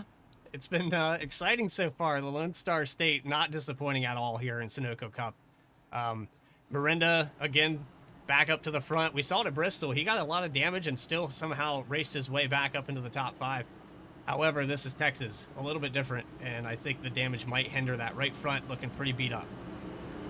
Regardless, though, Miranda is still trying to employ that relentless attitude that helped him get a top 3 finish at Bristol. And regardless of what happens, even if he falls back on the long run, he could still maintain a top 10 position that is worthy of some good points. Now, who's emerging in this fight? Zach Wilson. We saw him come out of nowhere. He beat Lawson Peel right to the caution flag. He was about to make that pass even if we stayed under green. So how much of a threat is Zach Wilson to grab his first win since Darlington?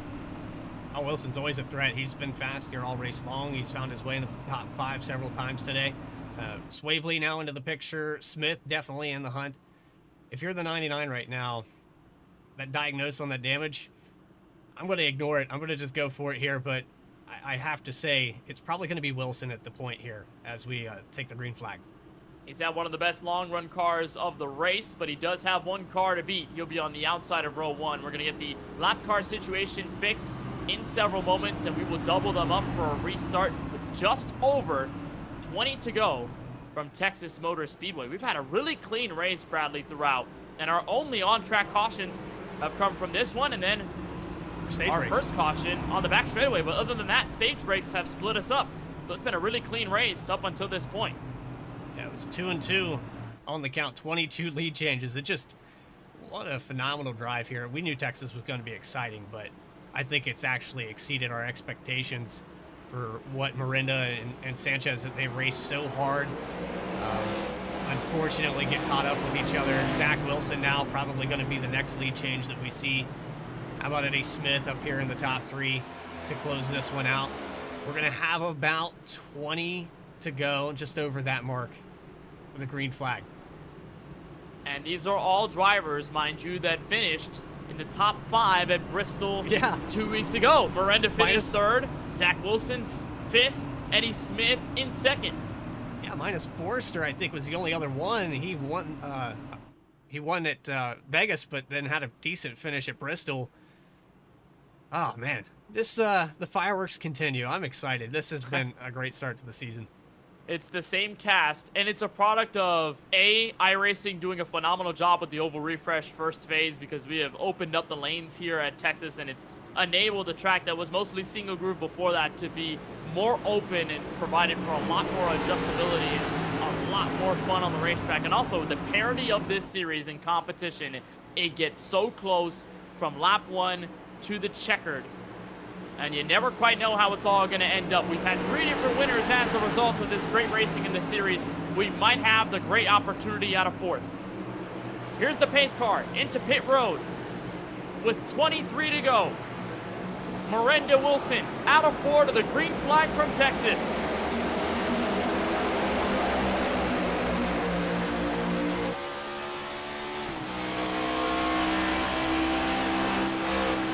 Look at Smith already moving to the inside for 2nd position. They're almost 3 wide behind. Miranda trying to run away. He knows that damage. Oh, a car down to the bottom. I believe that was Shane Wyatt. No, that's Aaron Adcock down to the bottom.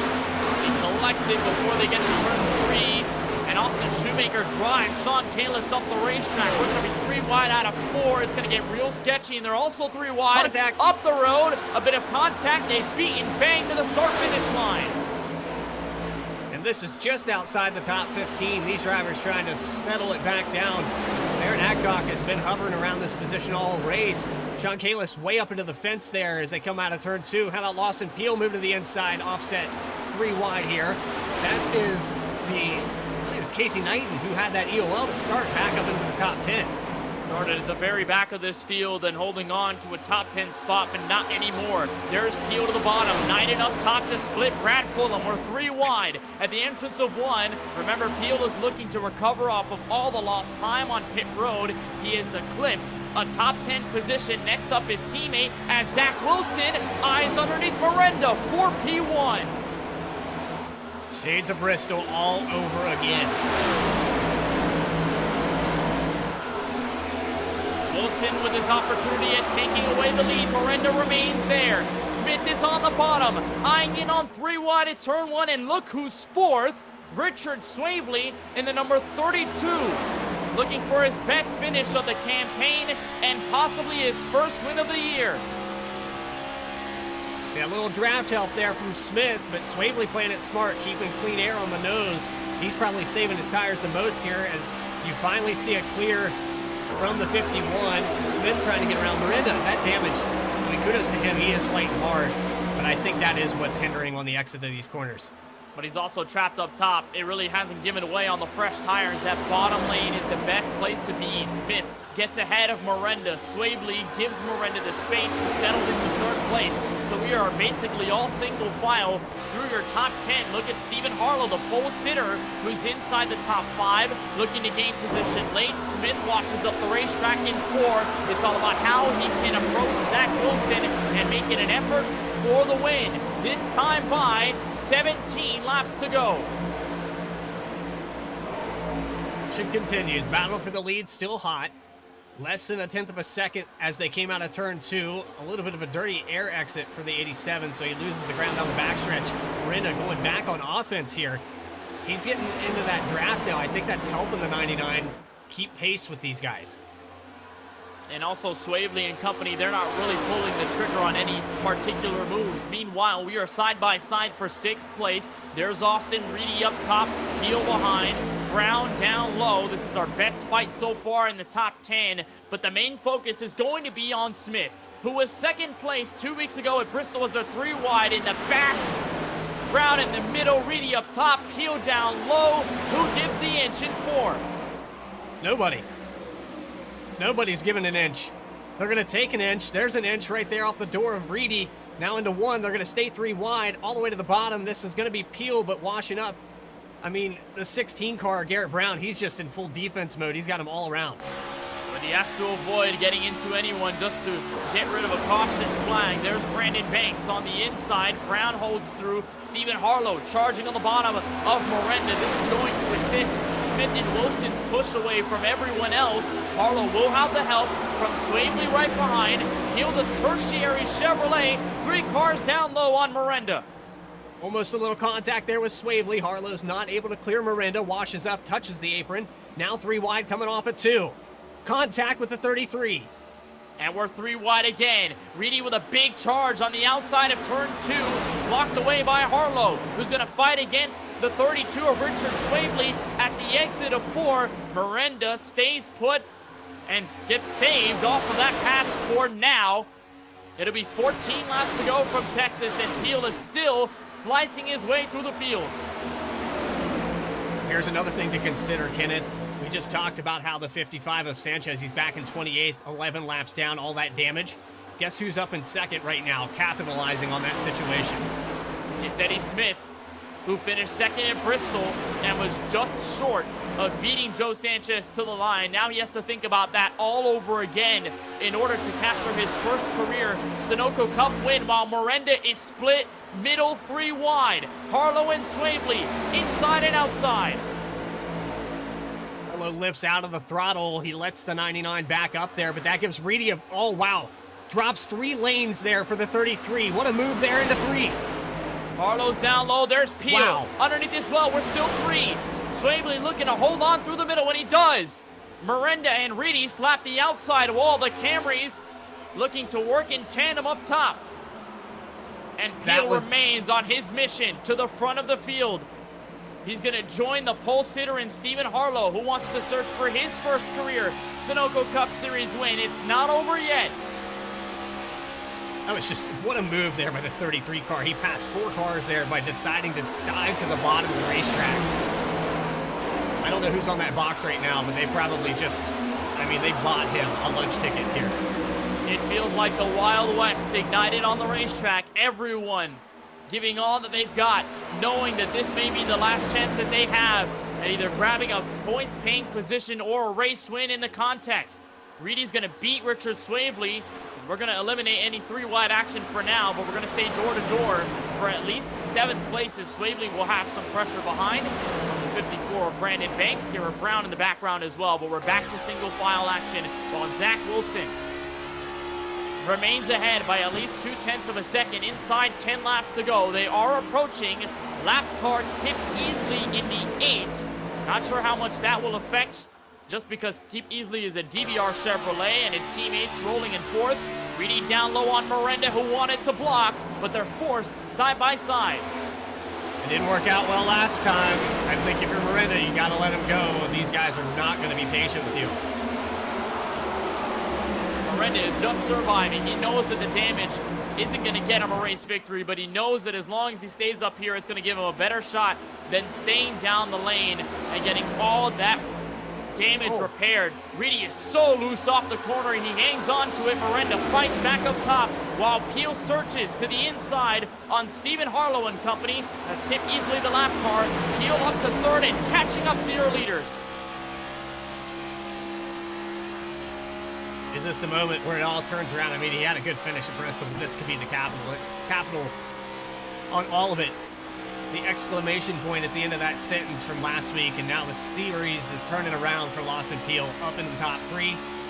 7 laps to go with across the line this time by Zach Wilson trying to run away. He's got a good gap here, a little cushion, but I think that Cole car a little bit faster. Wilson knows that he has the advantage over Eddie Smith for now, and if Peel and Smith get into a heated battle, Wilson has free reign to just pull away for his first win since mid-May in Season 6 of the Sunoco Cup Series at Darlington, where it came down to the wire, much like it will tonight. There's a look on board from the Full Lock Entertainment view on the back end of Wilson's Ford Mustang for RTR Motorsports, looking to become the 4th different winner of Season 7. Smith down low, getting caught by Peel. It was a bit faster than Smith last time by, and this time through was about even with all 2 of your front runners. I think now that it's settled out single file and you don't have as many drivers attacking Miranda, he's actually a move there to the outside. Swaley all over the back bumper. Here he dives to the inside. I think that's kind of what created the situation with the top 3 running away, as Miranda was playing a lot of defense. Now Reedy, now Swavely. I think we're going to slowly add to this battle, but I think it's too little too late. Unless we get a yellow, I think Zach Wilson might have ran away with this race at the end.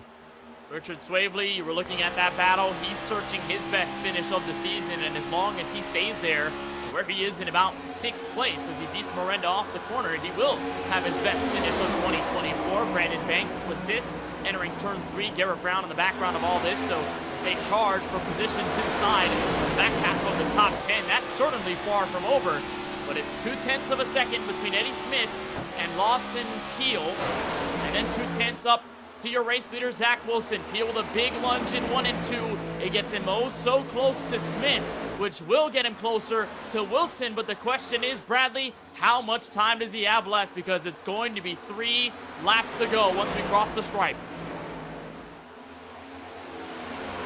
Are they saving anything? Is Smith saving? Is Peel in save mode? I mean, 3 to go. You're in striking distance, but if you're Lawson Peel right now, you got to get around the 87 car right now. If he hasn't been able to gain all that much ground, it's either mirror image lap time or just a tad bit faster, and a tad bit faster is not going to be enough. We'll cross the line next time by to get the final 3 miles done from Texas to conclude the 4th race of Season 7. Another onboard look with Wilson as Smith touches the apron. He's up the track. He's into the wall.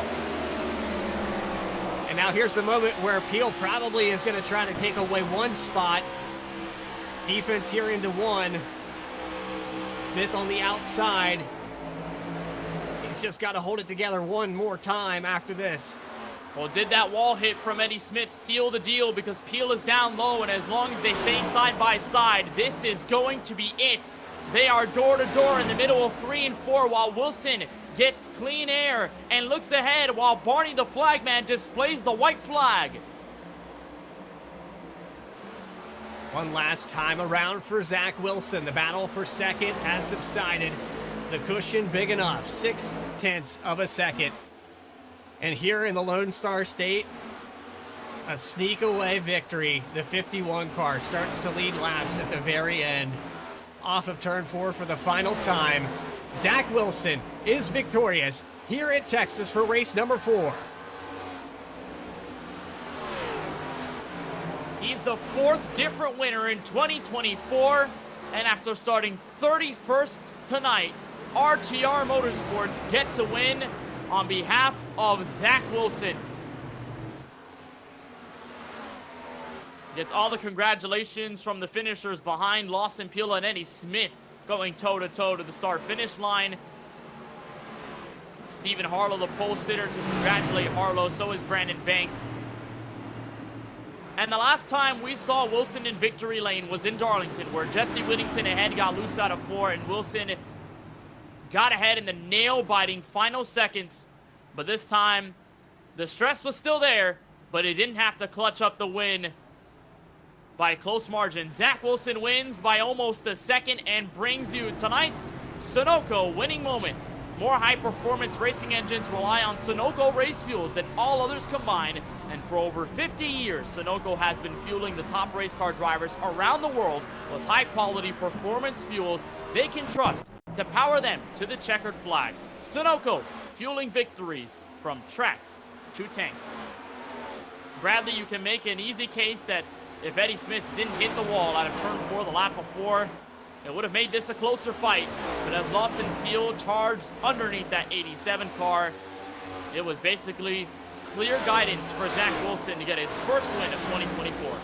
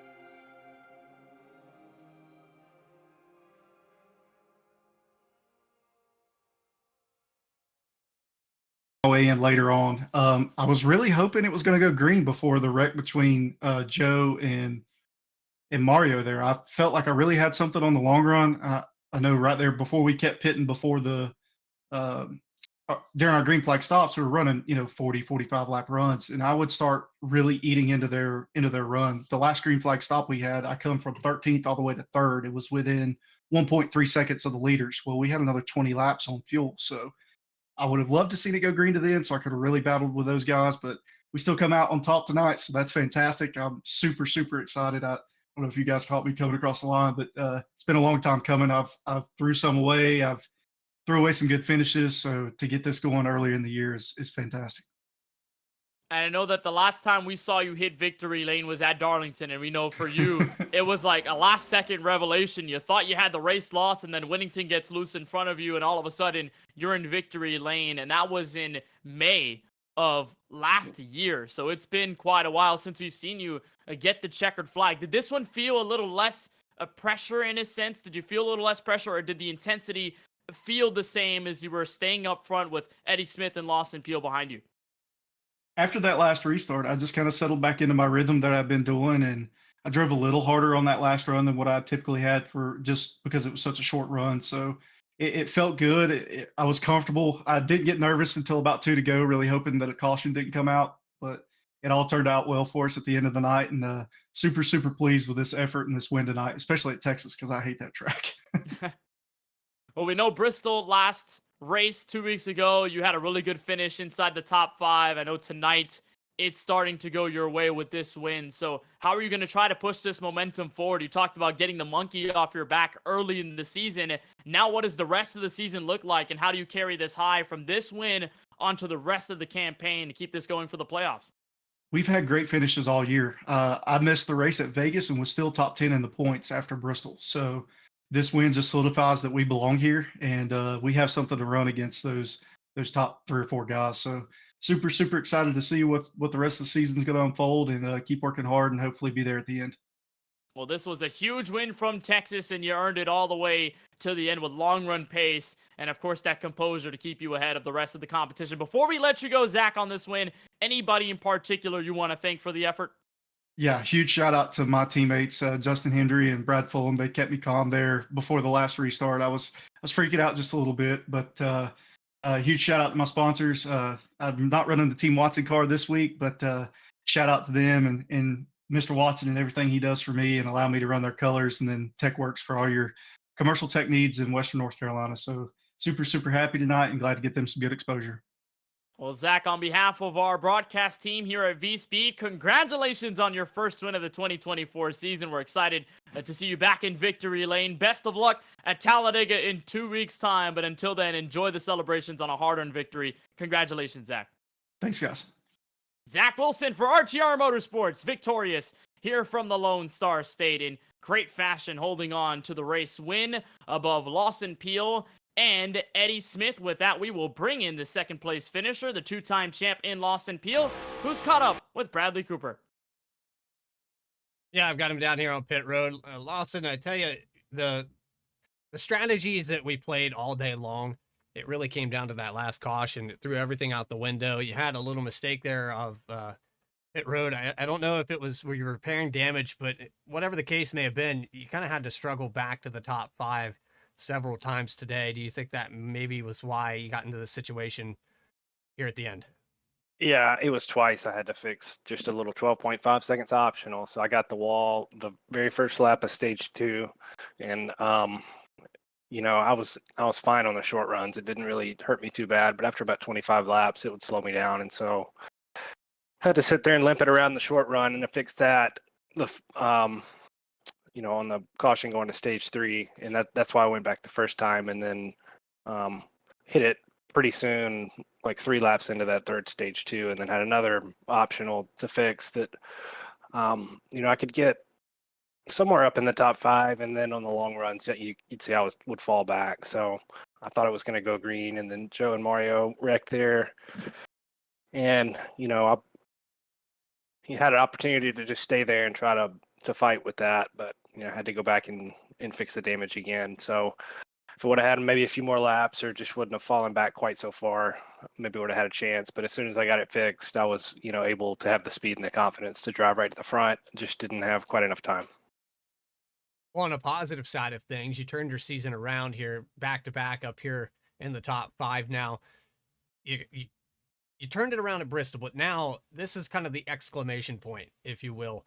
Coming home second, you're just outside the top 10 in points coming into today. Looks like the season's looking up. Yeah, certainly was, I think, very fortunate to get a 4th place at Bristol last week. That finish could have gone worse depending on, certain things. I did a good job, 300 of the 400 laps, and then wrecked on a restart, and then just kind of put myself behind at the end, and so I had to just play catch up. But luckily, caught a couple of cautions that gave me an opportunity to come back. And same deal tonight. I may have finished somewhere between like 4th and 6th or something there if Joe and Mario wouldn't have had that yellow, but that gave me an opportunity to get the car back to 100% and make a late charge there. Just got to keep it clean, because that's the 3rd time. At Vegas, I had the same deal. I had optional that was slowing me down, and then I sped getting into the pits, and then, Bristol mistake at the end, and then hitting the wall twice here today. So just little things I got to clean up. And I think I can do it. I got Kansas circled. That's a good track for me coming up in a few weeks. So, but yeah. Well, the first time up here in the VSPEED booth. We appreciate your time, Lawson. Congrats on the podium, the first one of the 2024 season. Is there anyone you'd like to shout out or thank for tonight's performance? Yeah, thanks to you guys at VSPEED for doing the broadcast. Can't wait to go back and watch it. And congrats to Zach on winning the race there. That's awesome for him there. He drove a really good race tonight. He was really good on the long runs. Eddie was really good there at the end too. Obviously, I had a front row seat to Joe and Mario with all that going on, so I can't wait to go back and watch that. So, but yeah, fun race. Glad to come home P2, and thanks to my Drinking Bros teammates, Paul's Setup Shop, everybody here in Sunoco, Dakota Curtis, Dustin Reeves, all the other admins that do everything for us. So appreciate everybody. We appreciate you. Lawson Peel, 2nd place finisher here at Texas. That brings us back to our 3rd place finisher. I believe we have Eddie Smith with Kenneth Bueno. So here we are with the 3rd place finisher and Eddie Smith. Eddie, good to talk to you again for the 2nd straight race. Bristol, 1 spot short. It looks like tonight it's 2 spots short, and you were running in 2nd before you got into that battle with Lawson Peel. What was that last run like from your eyes and your feelings behind the wheel? Well, I was so excited. I'm shaking. I get all nervous at the end of these things. I don't know, my nerves get me. But that was a lot of fun. God, it was so much fun. That whole race, having these longer races, it was just a blast. There on that last run, I'm kicking myself because I saw Zach pretty much the whole race, because we started right next to each other, and he was so good on the long run. He would run 2 or 3 tenths off the pace and then just blow by me. And we were both kind of working our way forward, especially in the long run. And we got that track position. But on that last run, I'm just kicking myself because I decided to try to run his line. And I just didn't have enough time to figure it out, to understand how he was doing it right. And I just basically just gave away any shot I had at winning by trying to run the same line that the winner ran. So, yeah, I just the car kind of got weird as we were pushing it too hard, and Lawson, man, he was on a heater after he fixed his damage. And so I was just hanging on for dear life at that point. And of course, that wall hit maybe shook you up a little bit, but still a top 3 finish here at Texas Motor Speedway and the end of it. And coming into this race, we mentioned the stat that you had the best average finish of anyone in the Sunoco Cup Series at 4.3. And after tonight's podium run, it goes to 4. So you have an average finish of 4 throughout the first 4 races, still besting anyone in the season so far. What does that say to your consistency and the quick ability to learn this race car, learn the level of competition, and be able to be in contention, race in and race out, even as a rookie? I don't know if it says much of anything. 4 races in, I don't know if I put too much stock in. If I had a win, I think I'd feel a bit more confident. I think a lot of guys are throwing some Hail Marys trying to get wins, and it's working. They're able to get W's, and I've been pretty passive the last couple races last week, just basically conceding to Joe. So it almost feels bad to have that average finish like that without a win. So I don't know. I think I need to be more aggressive, especially towards the end of the race once got myself set up instead of just kind of running behind the leader. I did that tonight again. So I'll probably be kicking myself a little bit about that, not at least, getting a nose under him, at least trying. So, I mean, if I keep it up, that's great. If you finish in the top 5 long enough, you'll get a win. But, yeah, just a little disappointed tonight. Would like to have gotten that win. Hey, regardless, we know you're knocking on that door. The win will probably come sooner than later. And I'll take the words right out of Bradley Cooper's mouth to not be so hard on yourself. Bradley always thinks that you don't give yourself enough credit for the run. And I frankly agree. Consistent runs from race 1 to race 4 is not easy in a 100% league. So a lot of great things to take away from the season and from tonight, even though it wasn't a race win from Texas. Eddie, before we let you go, thoughts on Talladega 2 weeks from tonight, second super speedway race of the year? Well, I'll be at the real Talladega, so I'll miss my first race of the season. I won't be there, so my thoughts are, have at it, boys. All right, well, hopefully you'll be as excited as us watching the field take Talladega 2 weeks from tonight. But nonetheless, Eddie, a big finish here from Texas Motor Speedway. Before we let you go, finally, anybody you want to thank for tonight's run?